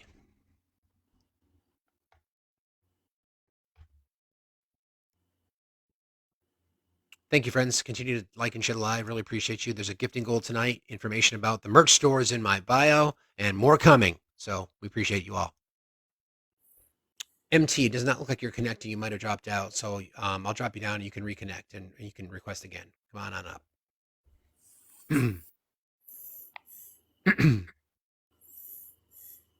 We're having that same issue with connection again. I think TikTok. Is it Bothar? Both are, yes. Hi, Bothar. How are you tonight? Oh, I'm pretty good. I just wanted to touch on something that you had touched on earlier. If they start with the homeless population, rounding them up, putting them in camps, what group is going to be next? Exactly. Exactly. They're just going to keep on and keep on. That's exactly the point.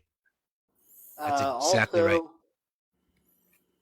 A lot of these Trumpers are big Second Amendment believers, but what they don't realize is that there has never been a dictator in world history that has allowed their citizens to keep pews. Correct. That's exactly right.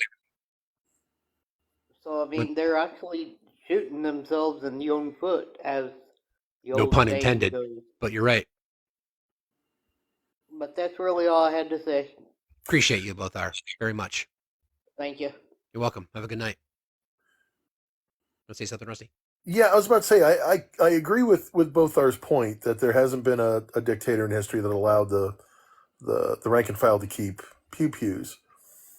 But I wonder, when we look at MAGA and the indoctrination they have gone through, it makes me wonder if Trump or his ilk feels safe allowing their people to keep pews They and do. somehow change it so that if you're liberal, you don't get one. If you're whatever, if you're not strictly following MAGA, you won't be allowed to have one. But the Hmm. MAGAs can keep it because now they have their own civilian uh, mercenaries, essentially. Um, because they're so indoctrinated, they're not uh, they're not going to let them, or they're not going to worry about them, essentially. Yeah, I think you're right. Well, I think it's part of the delusion, right? Like they're never Yeah, going to come for my pews because I support him. They're not going to come for my rights because I support him. They're not going to come for my liberties and my freedoms because I support him. And Lily, or actually our previous guest, both are said, the houseless people is just the first step. They'll round up. They've already said they're going to put loyalists in place. They're going to remove people. So we were talking Mephipristone earlier about the Supreme Court being skeptical about this decision. That would just be one step about what a Trump appointed member of the FDA would look like, or a Trump appointed head of the FDA, literally saying, I don't believe in vaccines, so no more vaccines. I don't believe in yeah. vitamins, no more vitamins. It's shit like that. I mean, this is what people don't understand about fascism and autocracy. And, you and I've had conversations about it, so I won't bore the crowd now, but there's so much literature out there that people should read because what we're seeing is literally just the fringe, how deep it can go and what it would look like in our society, because our society would be no more. You come up here, MAGA, and you clamor about your rights being taken away. Buckle up. That's all I can say. Because if you think it won't happen to you, you're nuts. You're Did right, you happen Porter. to see that? LGBTQIA is next, no doubt about Oh, absolutely. Did you happen to see that video from Robert Reich where it. he's describing the far right and far left and how he hasn't changed his views on most topics for decades? And he was considered center left. Right. And now he's considered far left. And he's like, no, the center never moved. Correct. The right went completely off the rails. Yes, we have a far left, but they're not nearly as rabid and as misinformed No, that as would the be far right. Anthony. Anthony would agree. He's as far left as you can get. Yeah. Oh, yeah, absolutely. Yep. And uh, it just, once again, and I know we've talked about it till we're blue in the face, critical thinking is just out the window. Yeah, Joanna's right. The Overton window, no doubt about it. It's shifted Yeah, significantly. absolutely. Absolutely. Thank you, friends. Good evening, Bride. How are you? It's just a nickname, a Kids in the Hall reference. Facts still matter. Long-time listener, first-time caller. Thank you very much. Love that reference. Appreciate you. What's on your mind tonight? Actually, I'd like to hear your opinion. I'm Canadian, and I've been dealing with a lot of Americans who cannot grasp universal health care. Hmm. Like, why do they think like their taxes will go up? I mean, yes, our entire country can fill up California, which has been proven time and time again. You're welcome, by the way. You can come down here Yeah. and get rid of Bakersfield. Oh, I love California. San Francisco's my second home. I can share all the secrets. Anyway, but I want to know why Americans who want to, be there for their fellow man, but when it comes to healthcare, it's you're on your own. Um, I think it's a simple answer from my perspective. I want to get Rusty's perspective on it too. I think it's because the right for years have been telling their voters that it's socialism and that a society that offers something free is offering something as a handout.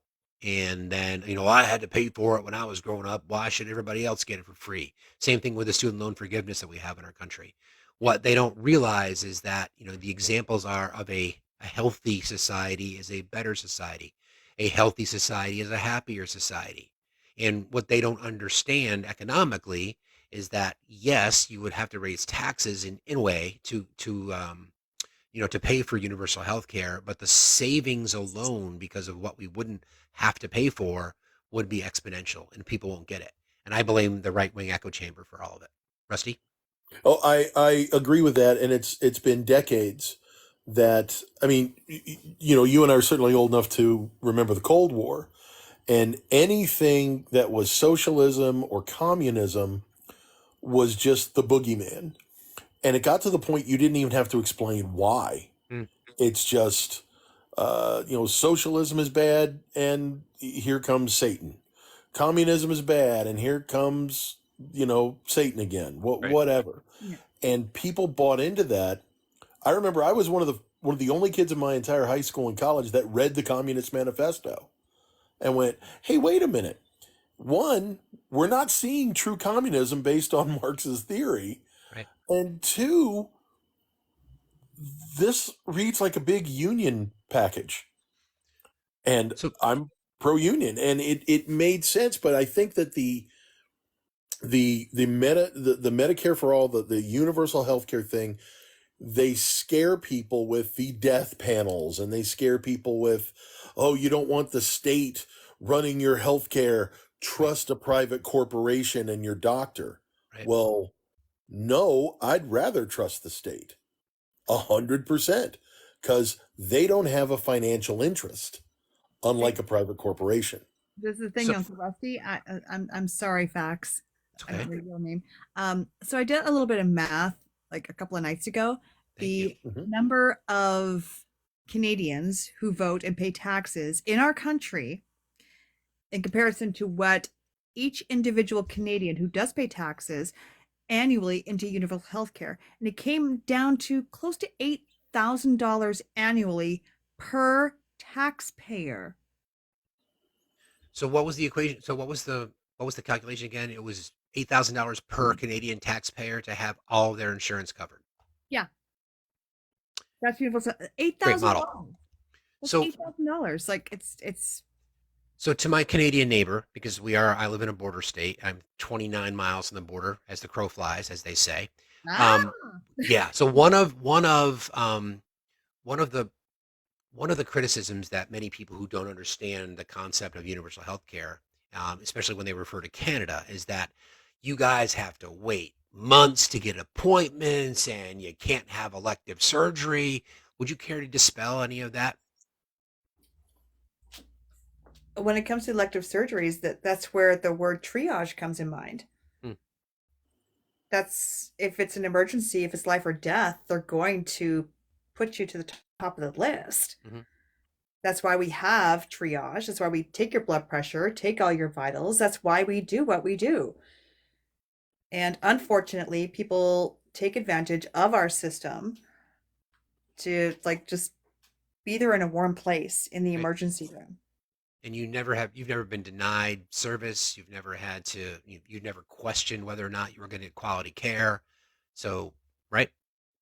Exactly. I was waiting for my test results, but that was because I wandered off and to get a snack and then came back and like, hey, what's going on here?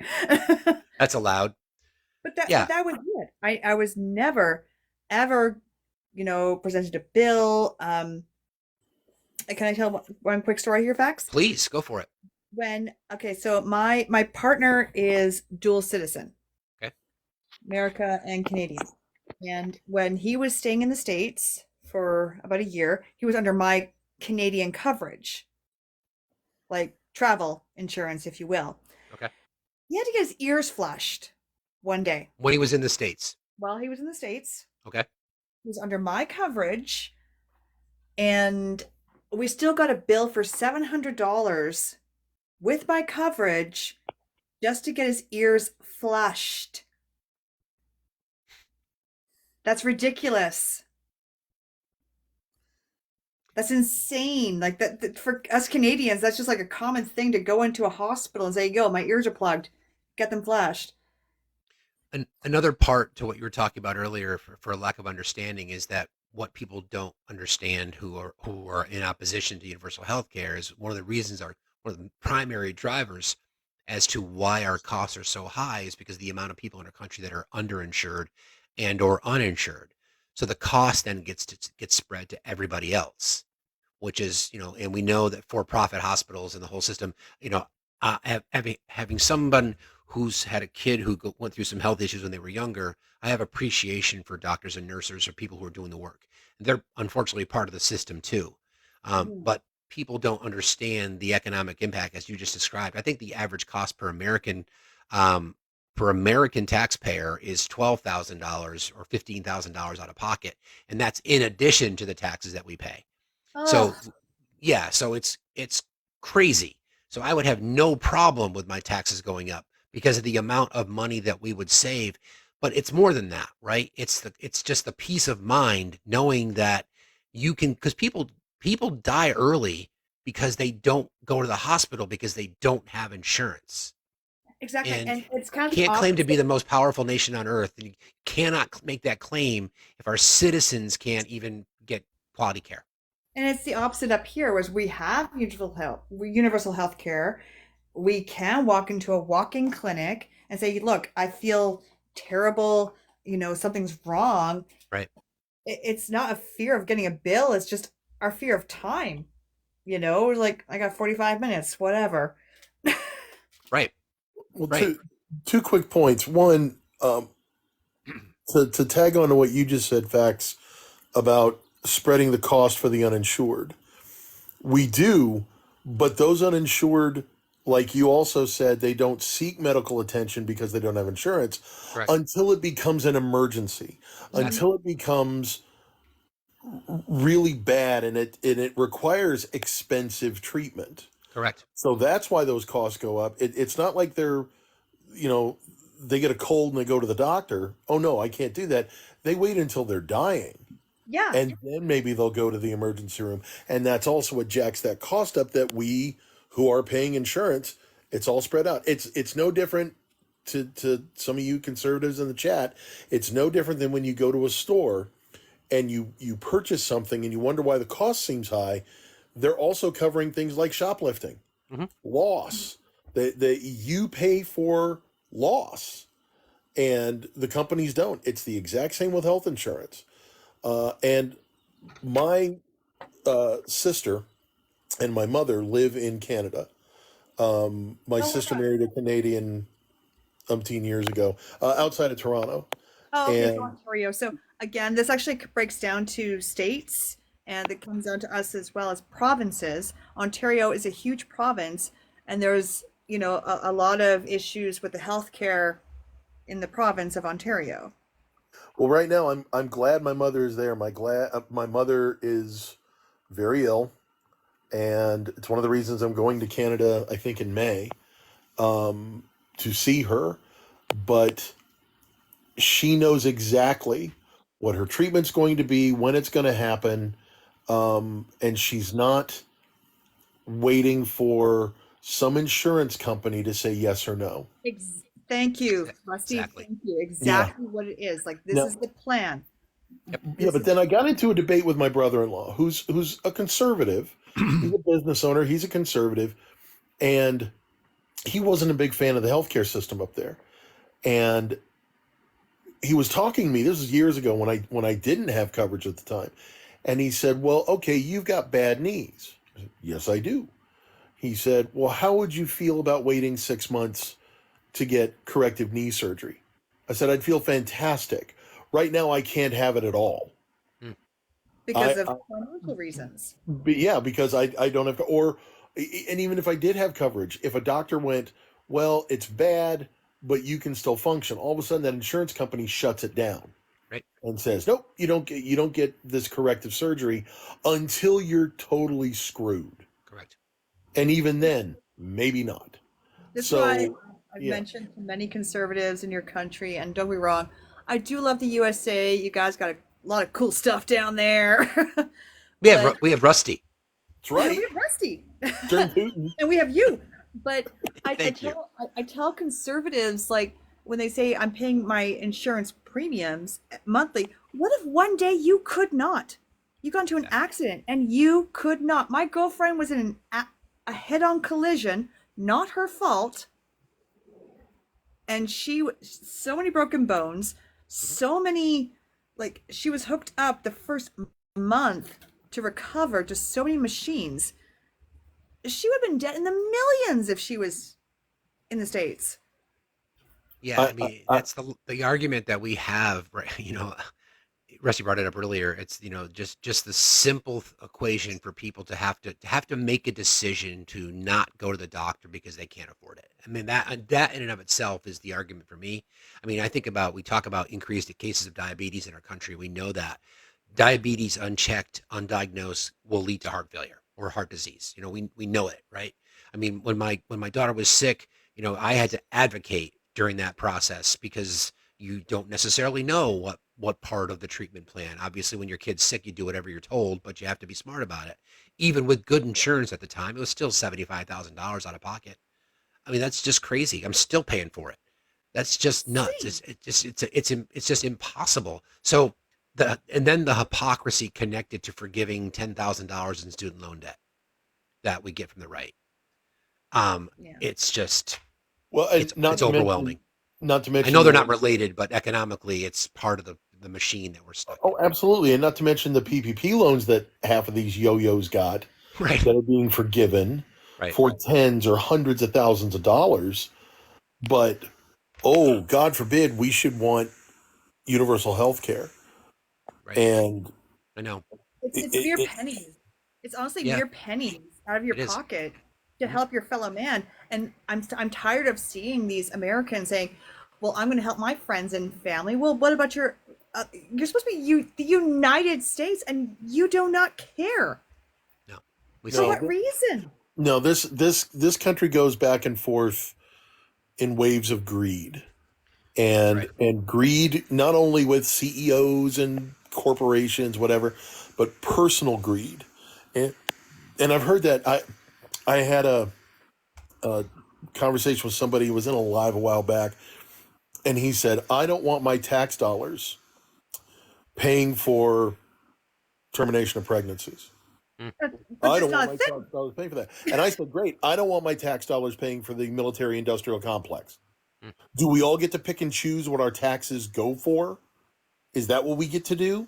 Because if that's the case, the country's going to go broke. Because I don't want my taxes. Yeah, it's crazy. Even though federal tax dollars can't go to abortions because of the Hyde Amendment, but that's a whole different conversation that they don't understand. It is, but Rusty, I see a lot of comments saying, well, the federal government pays into Planned Parenthood, but Planned Parenthood is not all about unaliving. It's 1%. It's 1% of what they do. Correct. But they don't care. They don't care. There is no hate like Christian love, and they just don't care. I'm about to go on a freaking rant. I'm so sick and tired of every one of these. It's okay, Rusty. Of every one of these, Jesus loving conservatives who are the furthest thing from the imaginary sky daddy and telling us how we're going to live our lives. Shut your fucking cake hole, sit back, and let grown-ups take the wheel for a while, you dumb fucking toddlers. Rusty's driving. I like you. Oh my God, I'm so tired of them. Yep. Those who want to come to Canada, you're welcome. We've got lots of room. Come up, we have fun, and our beer is stronger. I will say this though, since I have my Canadian comrade here with me, let's be real. The best maple syrup on earth comes from Vermont, right?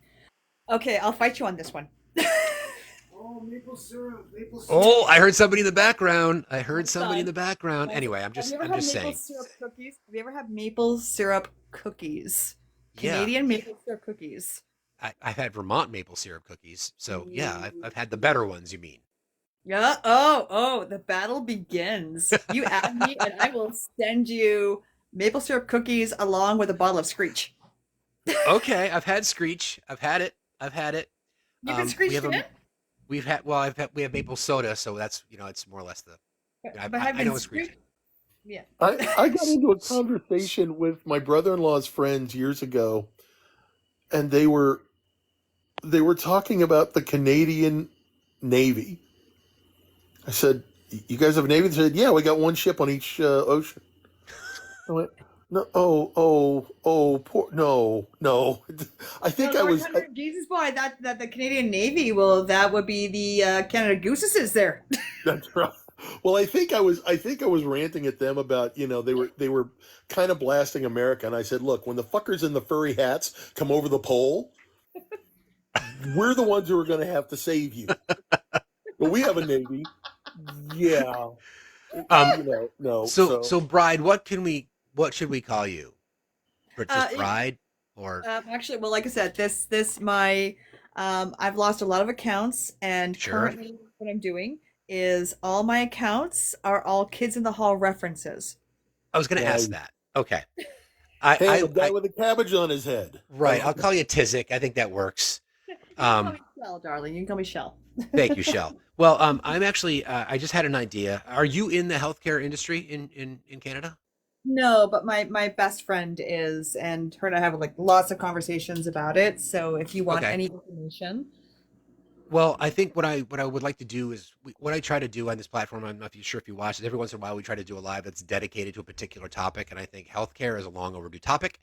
So, if you're a follower, just please be on the lookout for an announcement about that, probably coming up in the next couple of months or so. Literally, just this conversation kind of sparked that idea.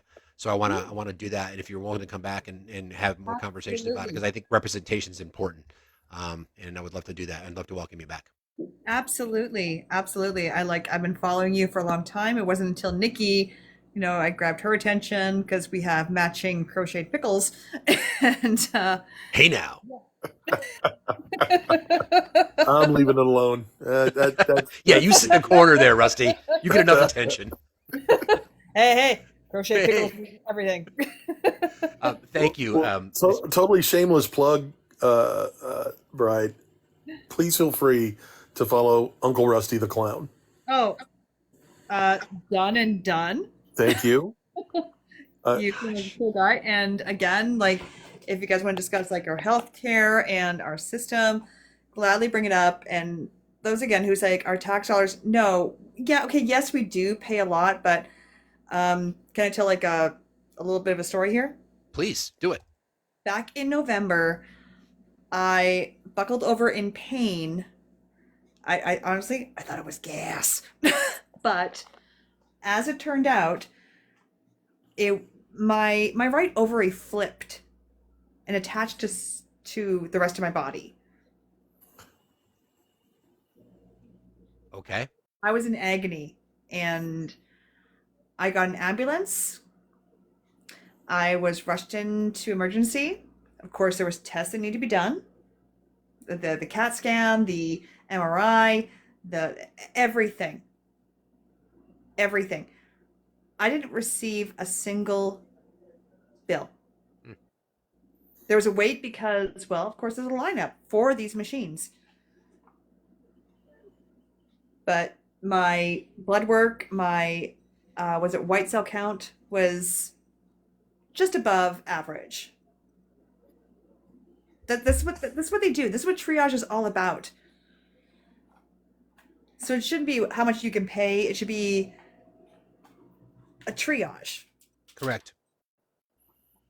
And it should be a no-brainer. It shouldn't even be a thought. You shouldn't be worried about making your mortgage payment. Yep. Well, appreciate you, Fred. Ovary should stay put, absolutely, Francis. But I hate to tell you, boys, your boys can do the same thing. They can twist and attach. Just saying. Yeah, and then we cry and moan when we stub our toe. So proving once again that women are the stronger of the sexes. There's no doubt about that in my mind. No doubt about it. I was going to say I flipped a few ovaries in my day, but I wasn't. Hey now. We're saving that for Facts After Dark. But involve pumpkin pie and some vodka. All right. Have a good night, you guys. Sure. Thank you very much. It's been a pleasure. Just followed you. Thank you very much. Thank you. Yeah, I mean, I don't know if we can make a better argument for universal health care than just some examples that we just heard through that conversation. So thank you for joining us, Bride. We really appreciate you. Unfortunately, those arguments are all too common. Yeah. And we hear them not only universal health care. It's funny. Yeah, we hear them not only from Canada, but every other civilized and some of the uncivilized countries in the world. Right. I mean, a big chunk of the money involved in creating the new Iraqi government was helping them set up their universal health care plan. Healthcare, correct.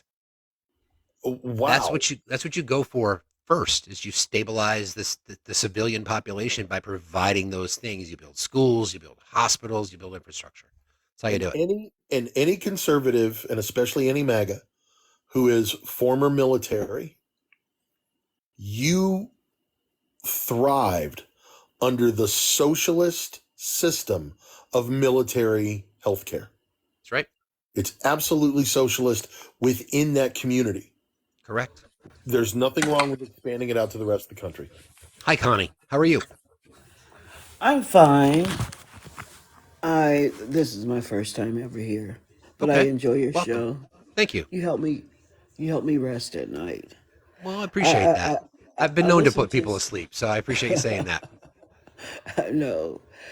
I have a hard time sleeping, so you put me to sleep like my mom used to put me to sleep, but Well, she's no thanks for longer saying that. here. What can we help you with tonight? I remember you all were talking about the way it used to be when women when it was illegal for women to have abortions. Sure. Before And before I Roe. remember the first sight I saw, I was 2 years old, and my cousin tried to get her baby unalive because she had 8.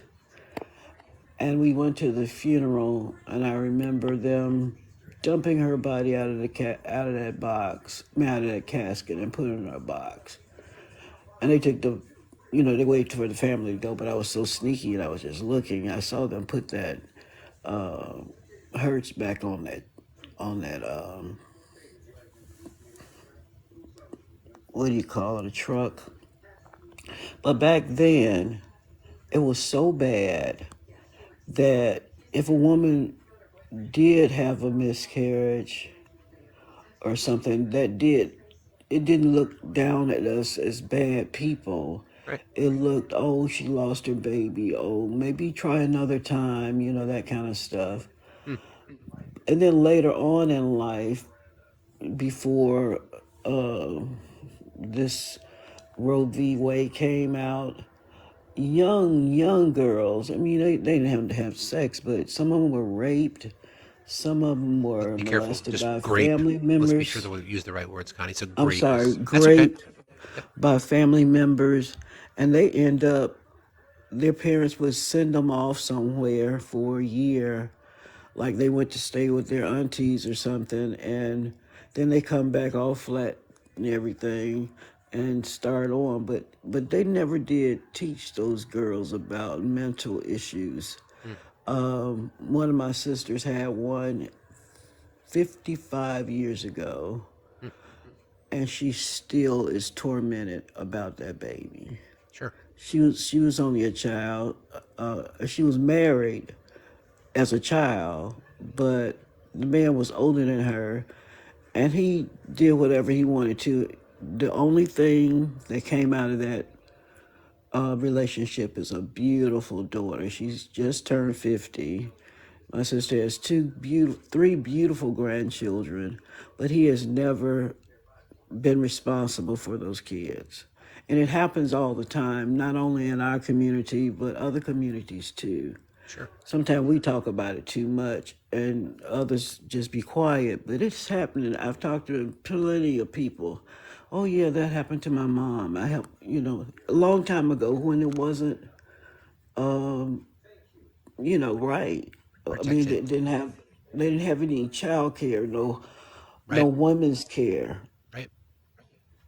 And when Roe v. Wade came, you should have saw the many people. I was a teenager, but my my mother wasn't having any more kids, but she knew better. She had 8 daughters, and none of us ever got pregnant until we were married. But a lot of Fortunately. other people, I said fortunately at that time, right? fortunately, wait a minute, my mother never told us if we ever had a baby and we weren't married, we were moving. Hmm. And I didn't like to move. I like staying with them. Hmm. So I never did it. Any of my sisters ever did it. We all were married, are still married, and that's been over 50 years ago. So, but I just Times wanted to have give my little changed. 2 cents. It's like we're going backwards. So I appreciate you joining, Connie, and hopefully you sleep well tonight. Thank you very much. Thank you. Thank Appreciate you. you. Good night. Good night. Like I said, I've been known to put people to sleep, but Mostly the women. Oh, hey, ouch. Hey guys, how you Hey, doing Taryn, tonight? how's it going, bro? It's been a while. Doing good, doing good. Just been busy with my job, Medicare and Medicaid. Finally right. got a raise. I got a raise. I'm getting promoted. Good for you, bro. Congratulations. But yeah, I just wanted to chime in about the healthcare. Please. It's incredible. I just wish many times most of my beneficiaries that I help, I wish I could do more for. It's amazing, you know. There are some wonderful programs like Extra Help to help them with their prescription drug costs, and I look for that type of stuff. And there's things called Medicare, Medicaid plans that are dual eligible that can really help people with their rent assistance and utility. And that's what I do all day, is trying to help these people as best I can to really expand on what they're already receiving. And as you know, many times it feels like a drop in the bucket. But, you know, hey, $75 in grocery a month can really move the needle for a lot of people. But it's just sad that this is our system, you know? I mean, that's my first thing I always tell them. I'm like, hey, I got a dad who's 82. He's in your shoes. I know what you're going through. And I do everything I can to help. But it's not enough. It's not enough. Do you find that people that there are some programs, you know, in our system that people just don't know about, therefore don't ask? So like you're in a position to advise them that this subsidy might be there or this opportunity might be there. Do you see that a lot? I see it quite often. We have lots of people who are misinformed, as you know. Sure. And we have a lot of people also who are calling me and just will, you know, I spend a lot of times getting them to trust me because there are scams out there. But then just getting them to realize I'm a licensed benefit advisor. And then once I kind of get that, then just really getting them to understand that, hey, you might be available for extra help. You might also be able to get Medicaid, you know, that you may not know about. So I give them all those resources. You know, I can't do the enrollment for them because I am not Medicaid or Medicare. Sure. But I can definitely get them into the right direction, and then I can help them look at plans that are Medicare and Medicaid, and you know, comes with extra help or healthy groceries. That's what I do all day. But I just wish there was more I could do. I wish there was more I could do. Well, you do so much more than most, Darren. So don't, you know, beat yourself up over it. I think all of us who are empaths in general, who care about our fellow man, are always wish we could do more. But you're in a position where you're doing more. No, I had one client call me and she was crying. She's being evicted. And then you get those calls and you just cry with them, you know, and you tell them, I'm here for you now, and I'm going to do what I can do. I'm not a miracle worker. I have to work in the restrictions of the laws that are given to me for the job. But I just dig as deep as I can and just try to be an ear for them as well. You know, a lot of these people just, not only are they misinformed or scared because they're getting all this, as you know, very scary. You need to be scared about this. You need to be scared about that. Now you need to be scared about these types of people. So it's just a lot of fear I have to work through because, you know, a lot of people will not realize, hey, you just need to reach out. A lot of people won't reach out because they don't trust, or because, especially now, we're in a very, very toxic environment of people getting misinformation and not trusting people. So yeah, it's tough, but yeah, I do my best every day, and then I come and listen to you, which helps me stay sane. Thanks, man. I appreciate it. I had one beneficiary who I helped, who then right at the end says, "Oh yeah," and because he knows I'm from Ohio. Hey, did you see Trump was in Ohio? Oh yeah, I did see that. You know, I can't talk politics or ever be disparaging, but this man said to me, "Can you believe it? Trump looked at me. He looked at me. And let me tell you, Taryn, I had chills running through my spine." Wow. He said it with such sick compassion that made me scared. And I wanted to share that little story too. See it a lot. Yeah. Sadly. But hey, Taryn, again, congratulations on your promotion, dude. I know your photography's great. I know you always fall back on that. It's awesome. I love it. But the fact that you are now getting compensated better for what you do, long overdue, my friend. Congratulations. I really appreciate you guys. Yeah, it was tough too. I mean, there's lots, you don't make sales numbers. There's numbers and quotas you got to make, and Sure. then there's compliance and laws that you can get fined and put in jail for this stuff if you're not doing it compliantly. Sure. But yeah, it's been a pretty fun struggle. Just kind of learning the process. Yeah. Well, again, man, I mean, we all want to do more. Well, not all of us, but those of us who generally try to do more always want to do more. So don't beat yourself up because you're doing a lot. I mean, just the conversations that we're having. So, and I appreciate Yeah. that. I try not to get too down. I just try to, when, facing the reality, there's so many times I wish I could just do more and more and more. Yeah. But I'm always there for them, and I make sure they have my extension and number, and they can get a hold of me. And, I just try to be an advocate and a champion for them if I can. And you are. I really appreciate that. Yeah. Thank you, brother. Well, I'll keep listening. I'll be down there in the comments. I really do appreciate everybody here, guys. You guys are doing a really great job. I think we've actually changed some hearts in these for so many years. I do. I really do. I hope seen so. Some hearts change. I've actually seen. There's oh gosh, who's that guy? Hog Boss or something? Boss. Yeah. He was a total. He's changed. He was changed a total lot. sucker. Yeah, we've changed some people. We've had some conversations. The question is, what happens at the ballot box? So we'll truly find out then and there. It's one thing to be here with a persona on TikTok, but what do you do? What do you do? Like, you can claim to be against racism, but are you anti-racism? Are you doing things that would show up in your community to defend the rights of others? Exactly. Actions speak louder than words. Well, thank you guys. It's wonderful. I'll be down here listening to you guys. Later, buddy. Have a good night. You know it. Be well. It's always that question, right? Like, we always go around, are you actively following up on the things that you say? So, good evening, Chris. Good evening, all. Give me just a second here. Sorry, you caught me in the middle of making some pasta, but I've been listening the whole time. Hey, I made anti-MAGA food. I've got tofu stir fry. Whew. I know. You had like kale chips on the side and a Bud Light. No Bud Light. It was herbal tea. Oh. And I'm, saving, the planarian worm. Whatever. Did you drink the tea with your pinky out? Well, how else does one do that? Just making sure. I figured you would. Oh, Chris is in the studio. Good evening, sir. Nice to see you. And we're back. So I wanted to point out something very important. I had to stop and charge my phone earlier because I was sitting here just listening, and I was like, oh shit, it's 25%. And this hooked up to this thing, it kind of drains the battery. But I wanted to point out in regards to the healthcare thing, that there is not a single politician who has ever told you that quote unquote socialized medicine is bad who didn't tell you that from inside a socialized medicine system. Correct. Exactly. You stub your toe or cut your finger, you got to put some fucking duct tape on it.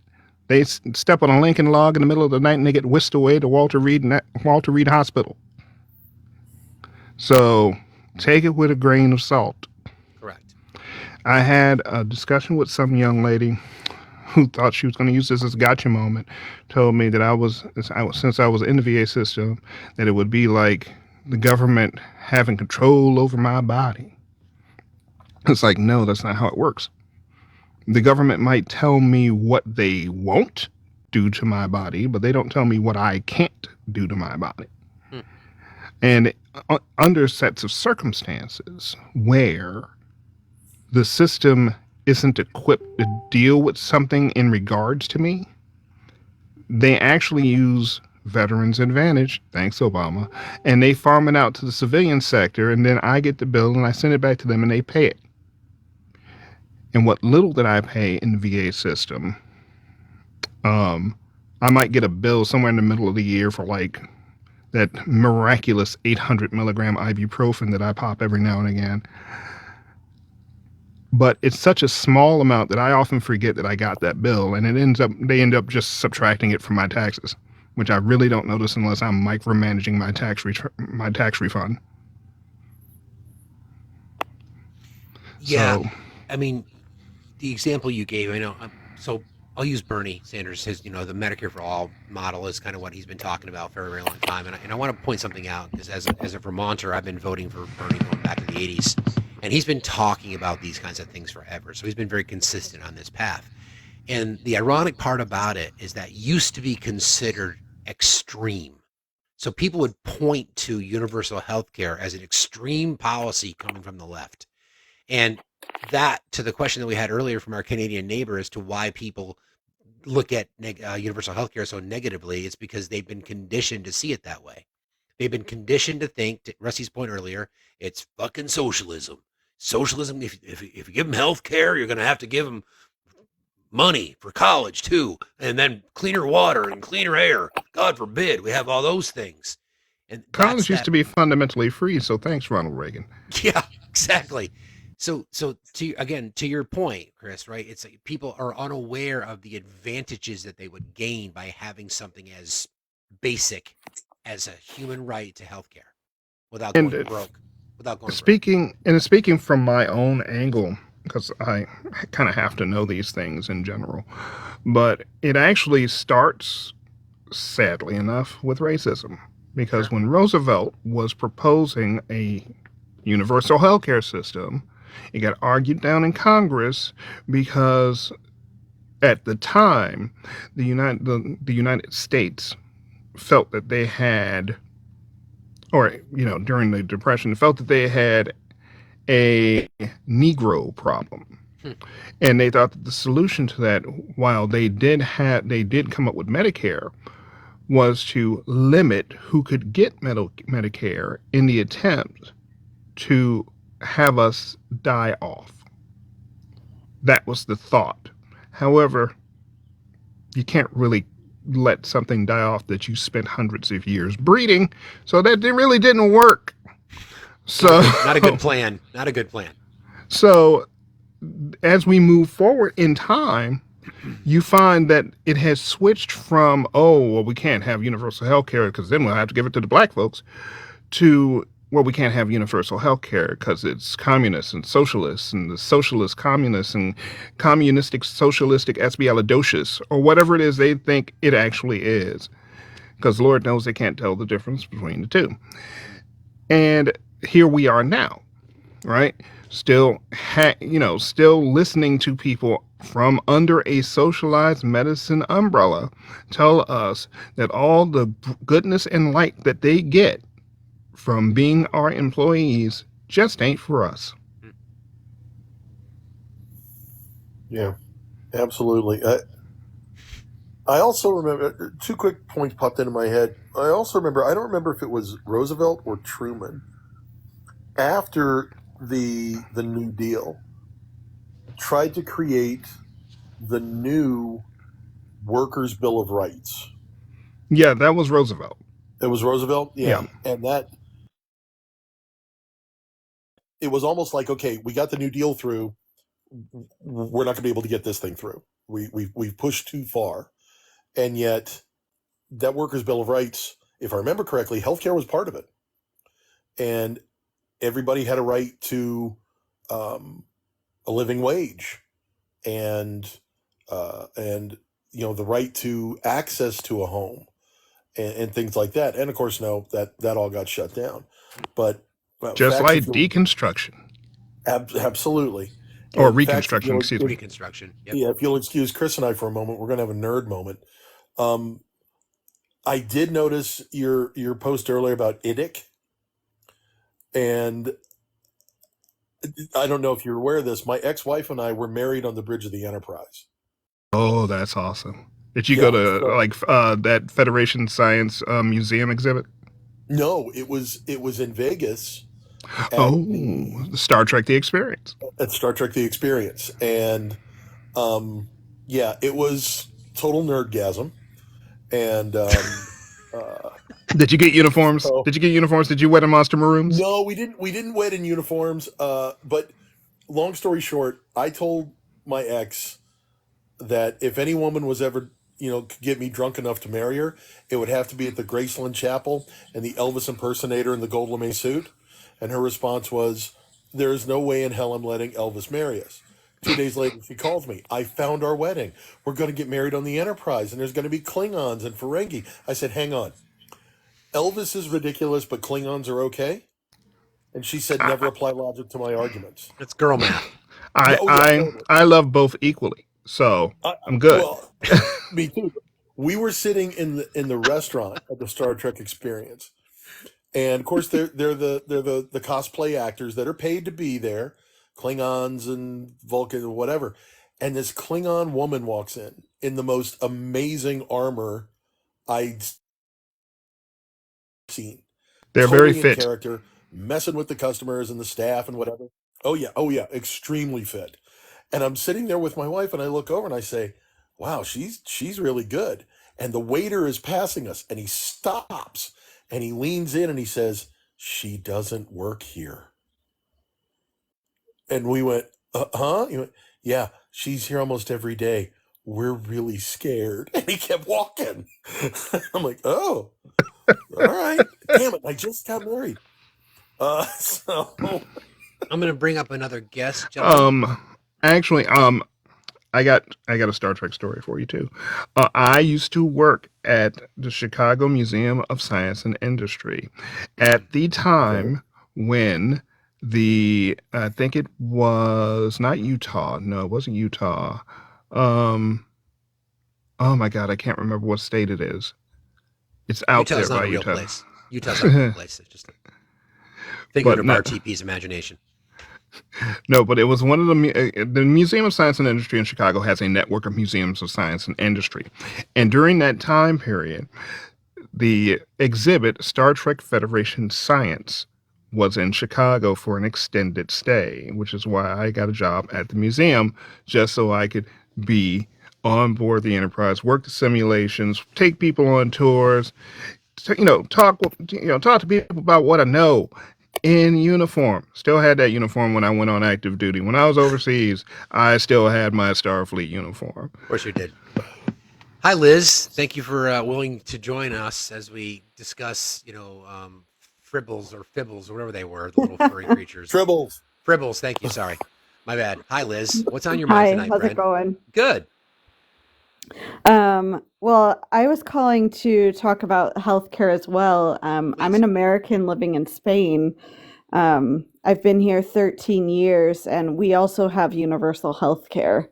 And Spain is one of the countries that was labeled as the pigs in the 2008 recession, which was an acronym for Portugal, Italy, Greece, and Spain, which were the 4 European countries with the worst economies. And Spain never really recovered well after that. So obviously the pandemic hit really hard. And now with inflation, I mean, Spain just never had a true recovery from that 2008 recession. And even so, we have probably the strongest universal healthcare system in Europe right now. And it's paid for actually through sales tax. I just learned that a few months ago. As well as most people in Spain, believe that it's paid through income taxes. It's not. It's actually paid through sales tax. So that means anybody who's in the country contributes to it. So that way, there's all these arguments about in the United States, if people who are unemployed or whatever are not contributing to the tax system to pay for things. Well, that's not the case, because here it's not paid through income tax. And there are, of course, wait times, as there are in Canada and the UK and whatever. But honestly, the wait times are pretty similar to what my American family and friends have to wait in their private consults and hospitals. So I'm not really seeing much of a difference there as far as an argument. Yeah, you and I have spoken before, Liz. I Yeah. remember we've talked. In fact, I think we've talked about this very topic about how how it frees your mind, not knowing or not having to worry about getting sick, not having to worry about something happening to a family member that just the obviously you would take your family member to the hospital if you had to, but then in America there's always the thought behind your head, how the hell am I going to afford this? As a small business owner myself, it's expensive. And thankfully I don't have any employees. It's just me, but it's still one of those Right. things that you always have to keep in the back of your mind. And I pay extra so that my kids can have insurance and things like that. But that's a choice that I made. I just wish we had a society that could understand how much better off we'd all be. Yeah. And I've been incredibly grateful to have this healthcare system because I ended up getting ALS while I was living over here. So, and I also have long COVID. And so, I mean, the amount of money that I would have had to invest in the United States with all the testing, especially since I have a slow progressing ALS, which is of course nice. But in the beginning stages, I mean, I was years repeating tests, and I can't even imagine how much that would have cost in the United States. It's scary, and all everything else that goes along with it. Liz, can Yeah. I ask, what is the sales tax rate in Spain? It depends on what it's for. So the most basic foods, such as like bread and milk and eggs, I believe are 4%. 10% is for like other categories of food that are still considered somewhat basic, but not like extras. And then most services, products, processed foods, sweets, that would be 21%. But the And they model have, is the model is interesting because, like you said earlier, even tourists, visitors to your country, contributing to everybody's healthcare because they're paying sales tax too. Interesting model. exactly. I've never heard that before. I think the problem that we have here in America, especially among the citizenry, is that we have gotten far too comfortable with the idea of pricing people out of their right to live, or people being priced out of their right to live. It's something that happens on the periphery for most of us, but it can happen to any of us at any time. Because most of us are only one paycheck away from the fucking breadline to begin with, let alone a medical bill.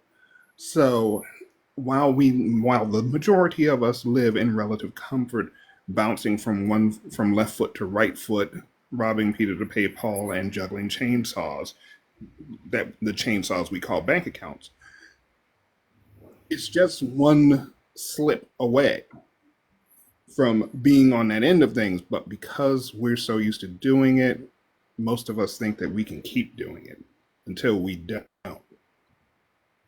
And then you're the one who has to do a GoFundMe, or people have to do a GoFundMe for you. Right. Too late at that point, though. Right. Yep. And you've never questioned the quality of your care? No issues there?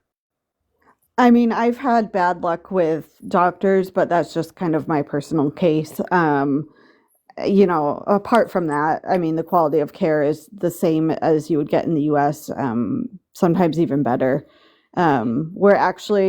The hospital where I live is actually, usually year after year, it's the top hospital in Europe for heart transplants.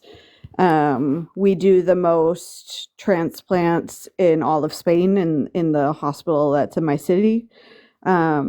So, I mean, if something like really serious like that happens, I'm totally covered. And also Spain has the country itself, although people complain that it's becoming more individualistic, but me coming from the US, I would say that's absolutely not true. Because most people here are organ donors, the majority.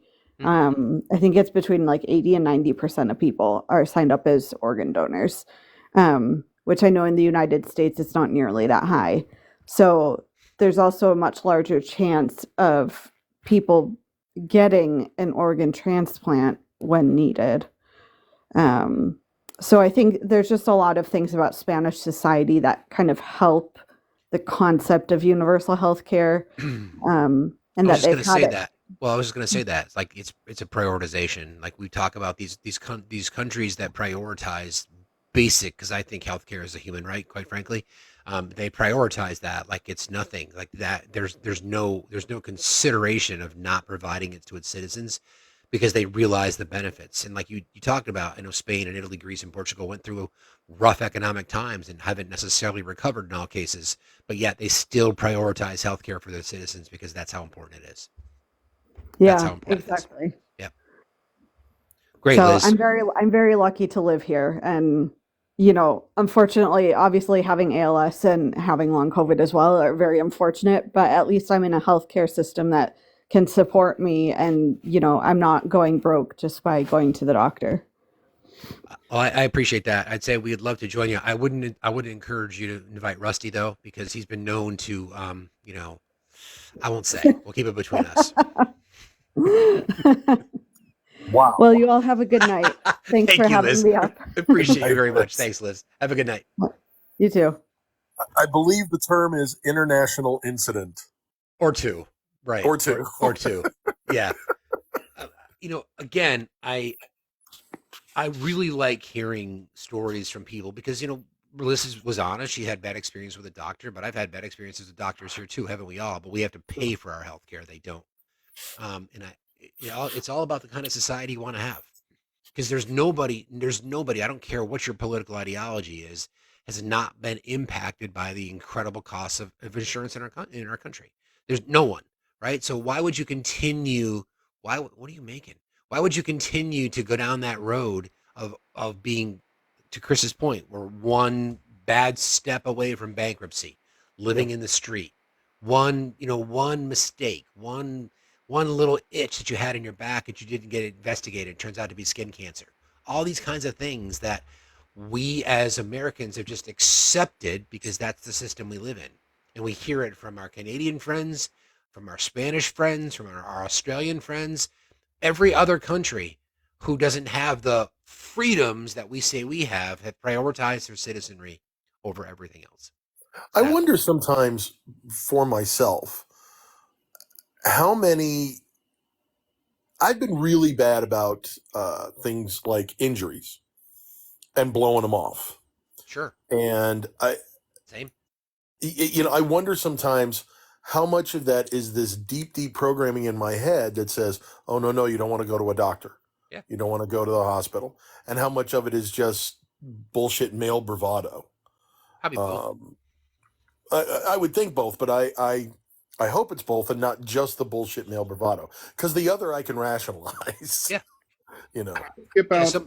I try to skip out on nothing. I try to skip out on nothing. If something goes wrong, I fix it myself with a little bit of minor surgery, or I party at Chris's, or I go to the VA.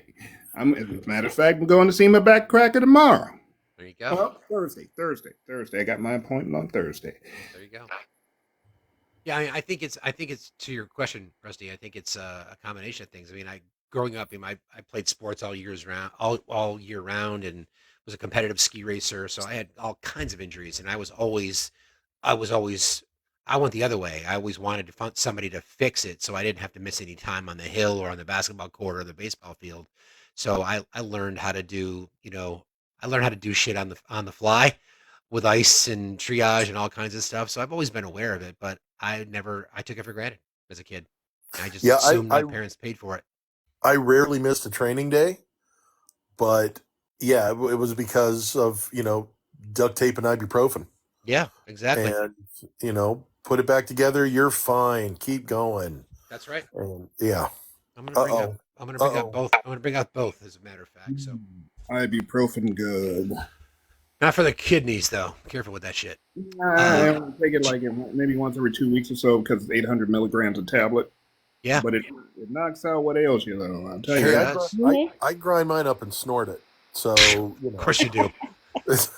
Hi, JD. We'll go to you first. What is on your mind?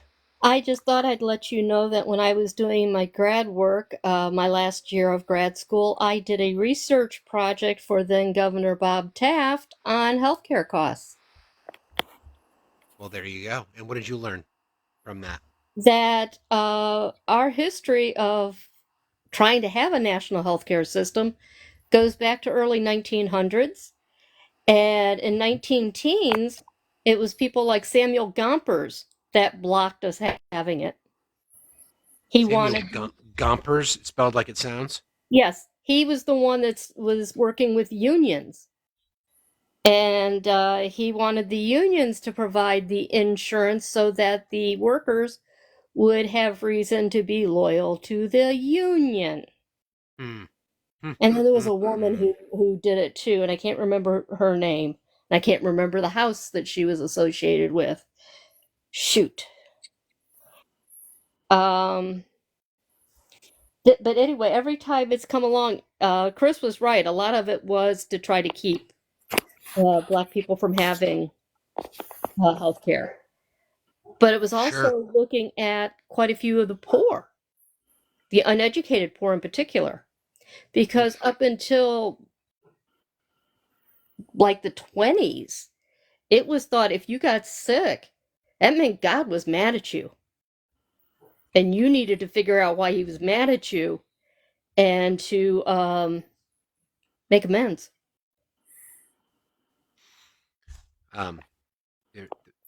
Religion seems to be at the root of a lot of things. Again, with all due respect to people who believe, no shade there. Just seems like it's pervasive in a lot of things in our society. And you have to realize it was World War II when people started learning about having good oral hygiene. They actually taught guys in the army how to brush their teeth. That was I thought you were going to say something else. So my apologies. Sorry. That other too. Yeah. Just sorry. Yeah, that's fine. And then also, that would be my job. Oh, man. See what I did? I should have known. Should have known. And particularly why Bob Taft was asking the question. This was in 2001 that I did the project. 2001, 2002 term. And he was asking about the people in Toledo in the Toledo area was complaining that they were harder hit than anywhere else in the state with healthcare costs. And that was part of the question was, are they really? And other than saying southeastern Ohio, which is part of Appalachia, Toledo was harder hit. Of the 4 primary industrialized parts of Ohio, they were harder hit. They were second only to New York City in their healthcare cost, their premium cost. Bunny, welcome. How are you? I'm fine. Do you mind if I go backwards a little bit in the conversation? No, please. Go for it. Because I too wanted to jump on the Star Trek nerdgasm. Okay. And I'm sure that some of the ladies in the chat can agree with me, but Ricardo Montalban as Khan. Chris is shaking his head. Look what you've done to my enterprise. Welcome to SETI Alpha 5.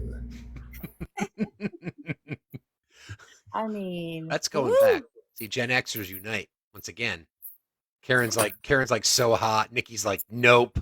Reeves like yep. Cross Stitcher's like yum. Favorite one. I don't know. I could stand and sit and listen to Worf talk all day. See? That voice does it. Yeah. Aren't you, and Chris and Rusty, aren't you guys voice actors? Wait a minute here. Let me Yes, can you do a little con for me there, Chris? I'm gonna close my eyes. Just give me a second. I'm looking for something. Give me a second. Give me a second. Give me a second. I got something lined up for this. Okay. All right. Sorry, I had to find a chord. I'll go. Do it. All right. Give me a second. All right. Okay, Damn it. I have All a right. positive for Star Trek too.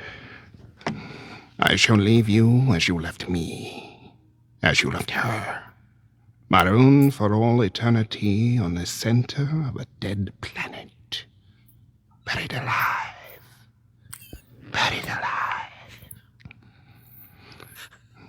We don't even need Facts After Dark. We have Chris and Rusty. Oh, yeah, baby. We got it together now.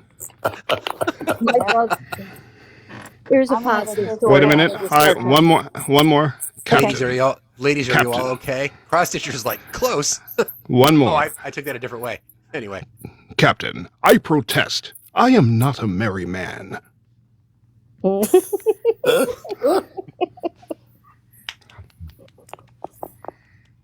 Thank you. I'll be here all evening. Please try the veal and don't forget to tip your Klingon. See, I was going with, he tasks me. He tasks me and I shall have him. I will chase him round perdition's flame and never give him up. You know what? That line actually came up in a new episode of Quantum Leap about 4 weeks ago. see, all the ladies are now reaching for cigarettes and they don't even smoke. I'm gonna go take a cold shower. I don't know about.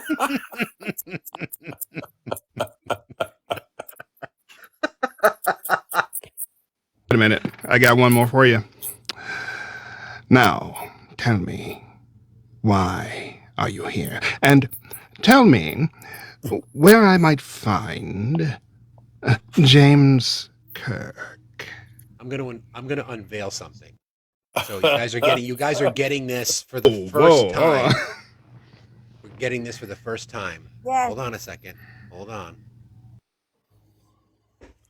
Nice. Nice.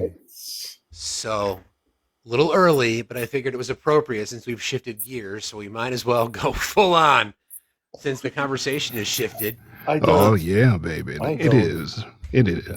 It is Facts After Dark. Yes, I don't know you, but you. Facts After Dark. I never forget a thing. I can't compete with these two, but I'm going to have them do the intro and outro. That's obviously going to happen. And welcome to Facts Over Dark. I'm Casey Kasem.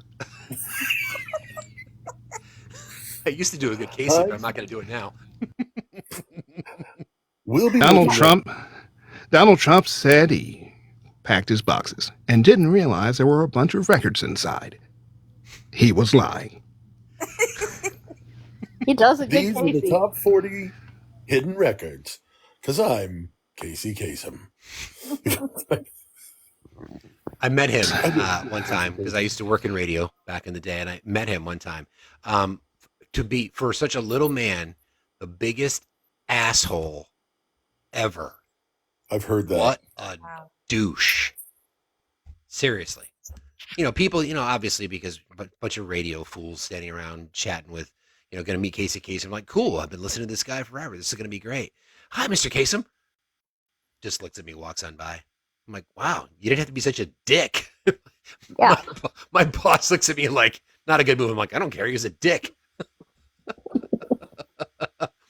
So since we're talking about, and we're shifting gears here a little bit, Facts After Dark, I want to introduce this as a sort of a pivot from my typical content. I've been talking about this for a little while, so I think the plan is to do this on a more consistent basis, maybe every other Friday night. I'm going to be asking folks some provocative questions. I want it to turn into an environment where people can feel safe talking about things. It can get spicy. There will be merch available. Should I not be wearing pants right now? Do you ever? I mean, well, No, not if I don't have to. Typical Words Tuesday. of I mean, McMahon. Hi-oh.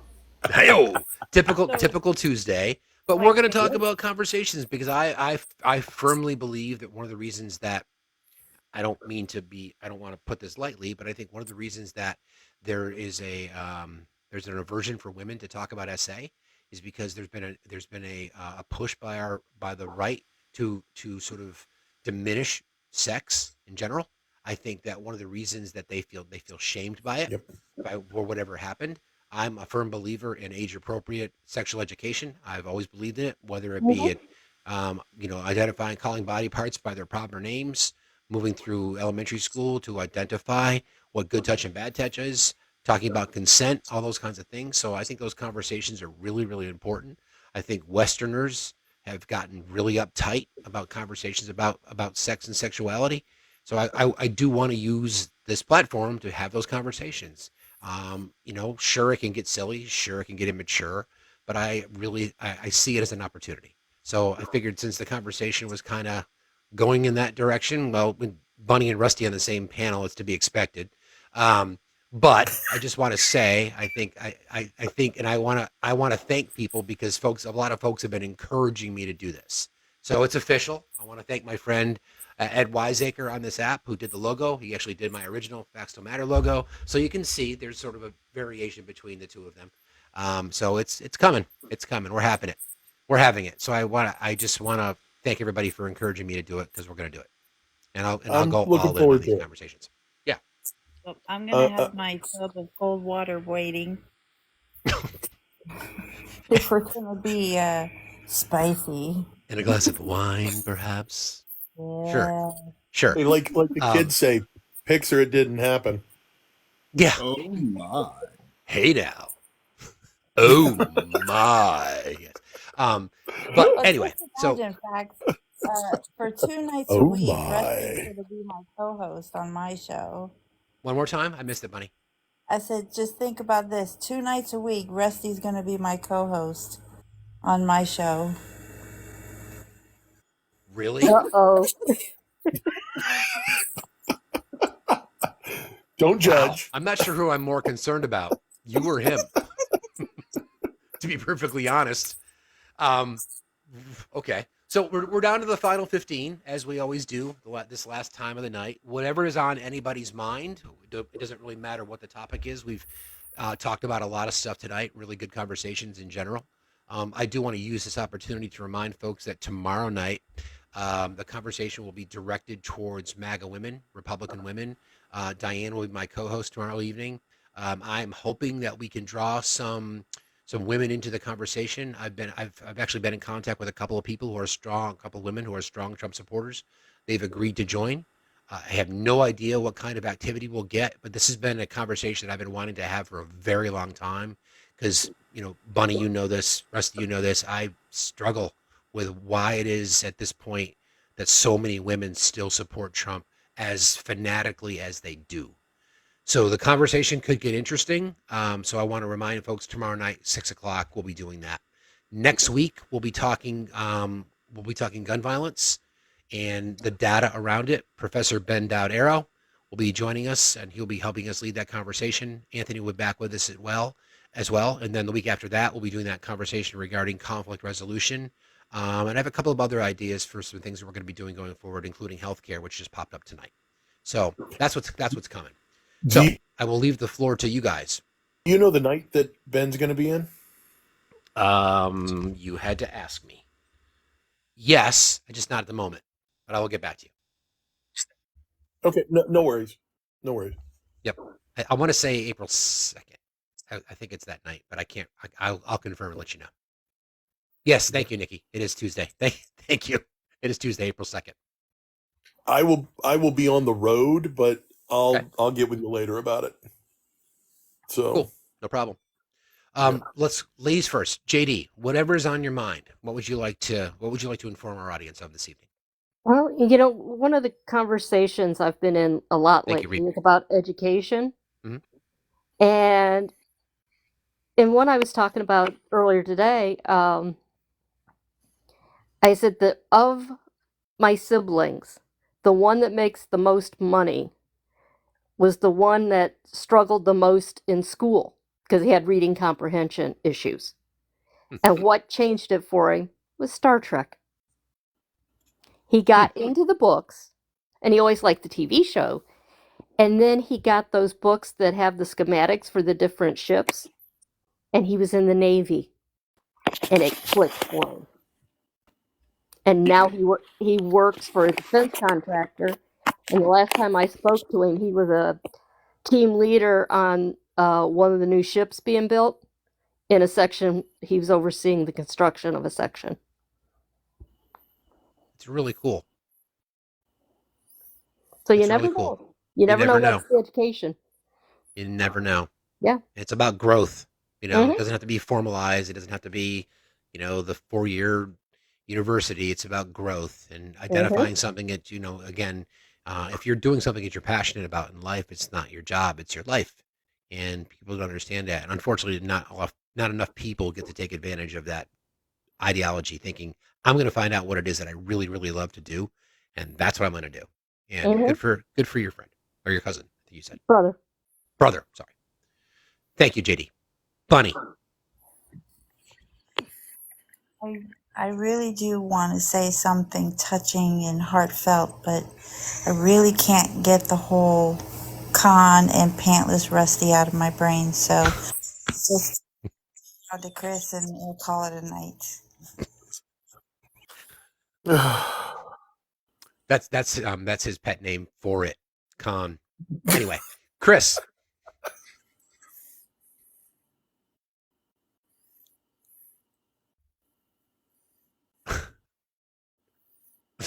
Memory Alpha. I am proud to present this history of the Federation commissioned by the Council of the United Federation.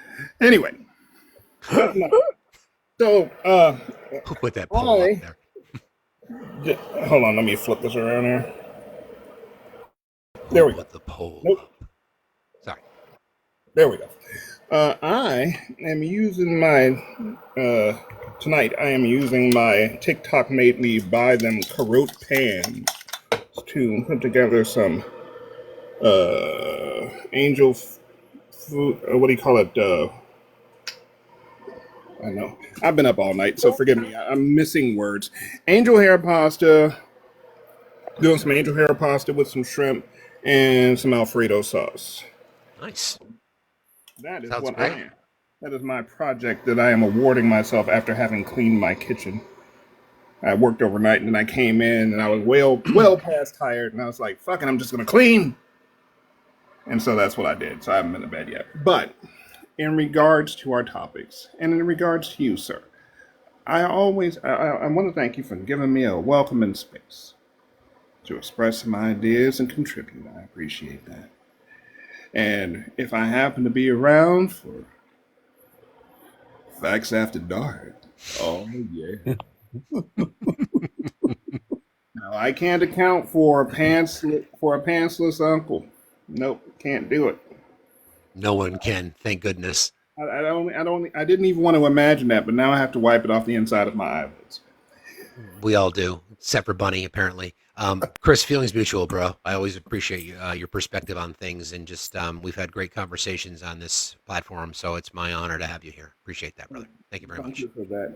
And there is something else I wanted to mention. I too served in the Navy, young lady, and I too have blueprints of the Enterprise up here. So, and it's not actually the only thing I have up here. Apparently, I've been asked to.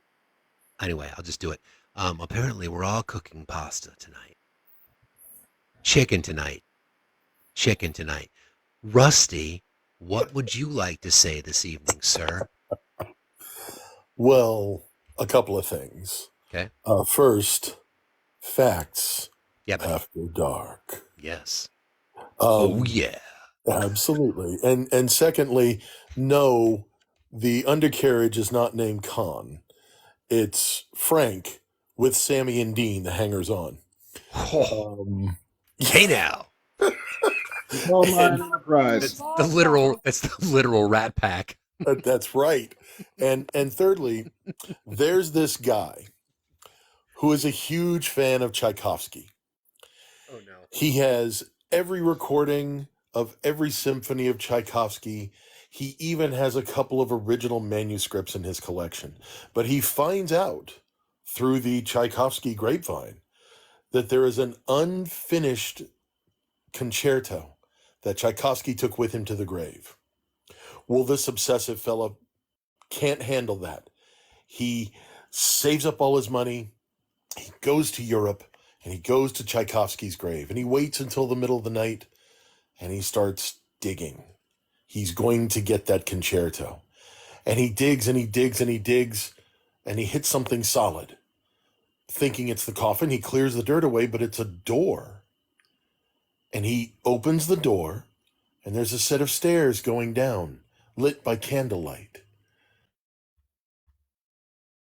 So he goes down the stairs, and at the bottom of the stairs is an open room, and there's a giant grand piano, and sitting at the piano is Tchaikovsky with an eraser, and he's going over the manuscript with the eraser.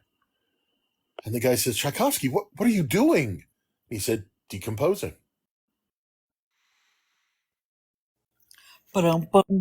Try the veal. He's here all week.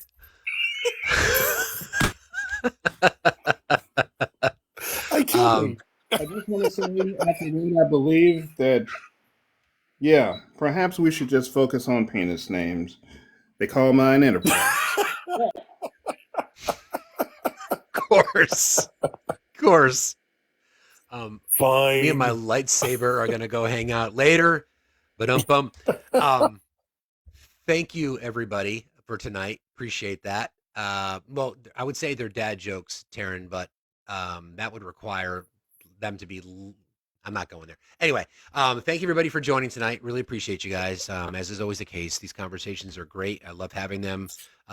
We never know where they're going to go. Universal Healthcare popped in, and as we were talking with an oath-breaking traitor earlier this evening. How ironic that we'd spin to that, but that's the case. I really, really, really want to. There's just so many people that I want to thank. I've just been getting some really good messages over the past couple of days about this platform and what it's kind of evolved into. But it's you guys. I couldn't do this without my mods. I couldn't do this without friends. I couldn't do this without people who follow me. I'm humbled by it. I really, really am humbled by it. I don't, I poke fun. I'm self-deprecating. I'll poke fun at myself, but wow, Dan, that looks good, bro. Looks really good. It's really important for everybody to know that I appreciate it. I really, really do. I'm working on accepting praise more. It's not something I've done. I'm not used to it. So when it happens, I don't brush it off. It's just, I'm sheepish about it, because it's always been challenging for me. But I want everybody to know that I really, really, really appreciate it. Tomorrow night, 6 p.m., conversation with, again, MAGA women, Republican women, anybody. Please all come. Tell your friends. I want it to be a really good conversation. And as we build more content about specific activities, Reba mentioned something earlier, Upstate Reba mentioned something earlier about turning it into a little NPR. Not really the goal initially, but it's kind of becoming sort of that, which is sort of okay. Except I would have to talk like this all the time. Welcome to Fresh Air with Terry Gross. The advantage of this platform is the unexpected, in my opinion. The connections and the relationships that I've made here have been great. And, there's no idea that it would evolve into what it's become, but I'm grateful.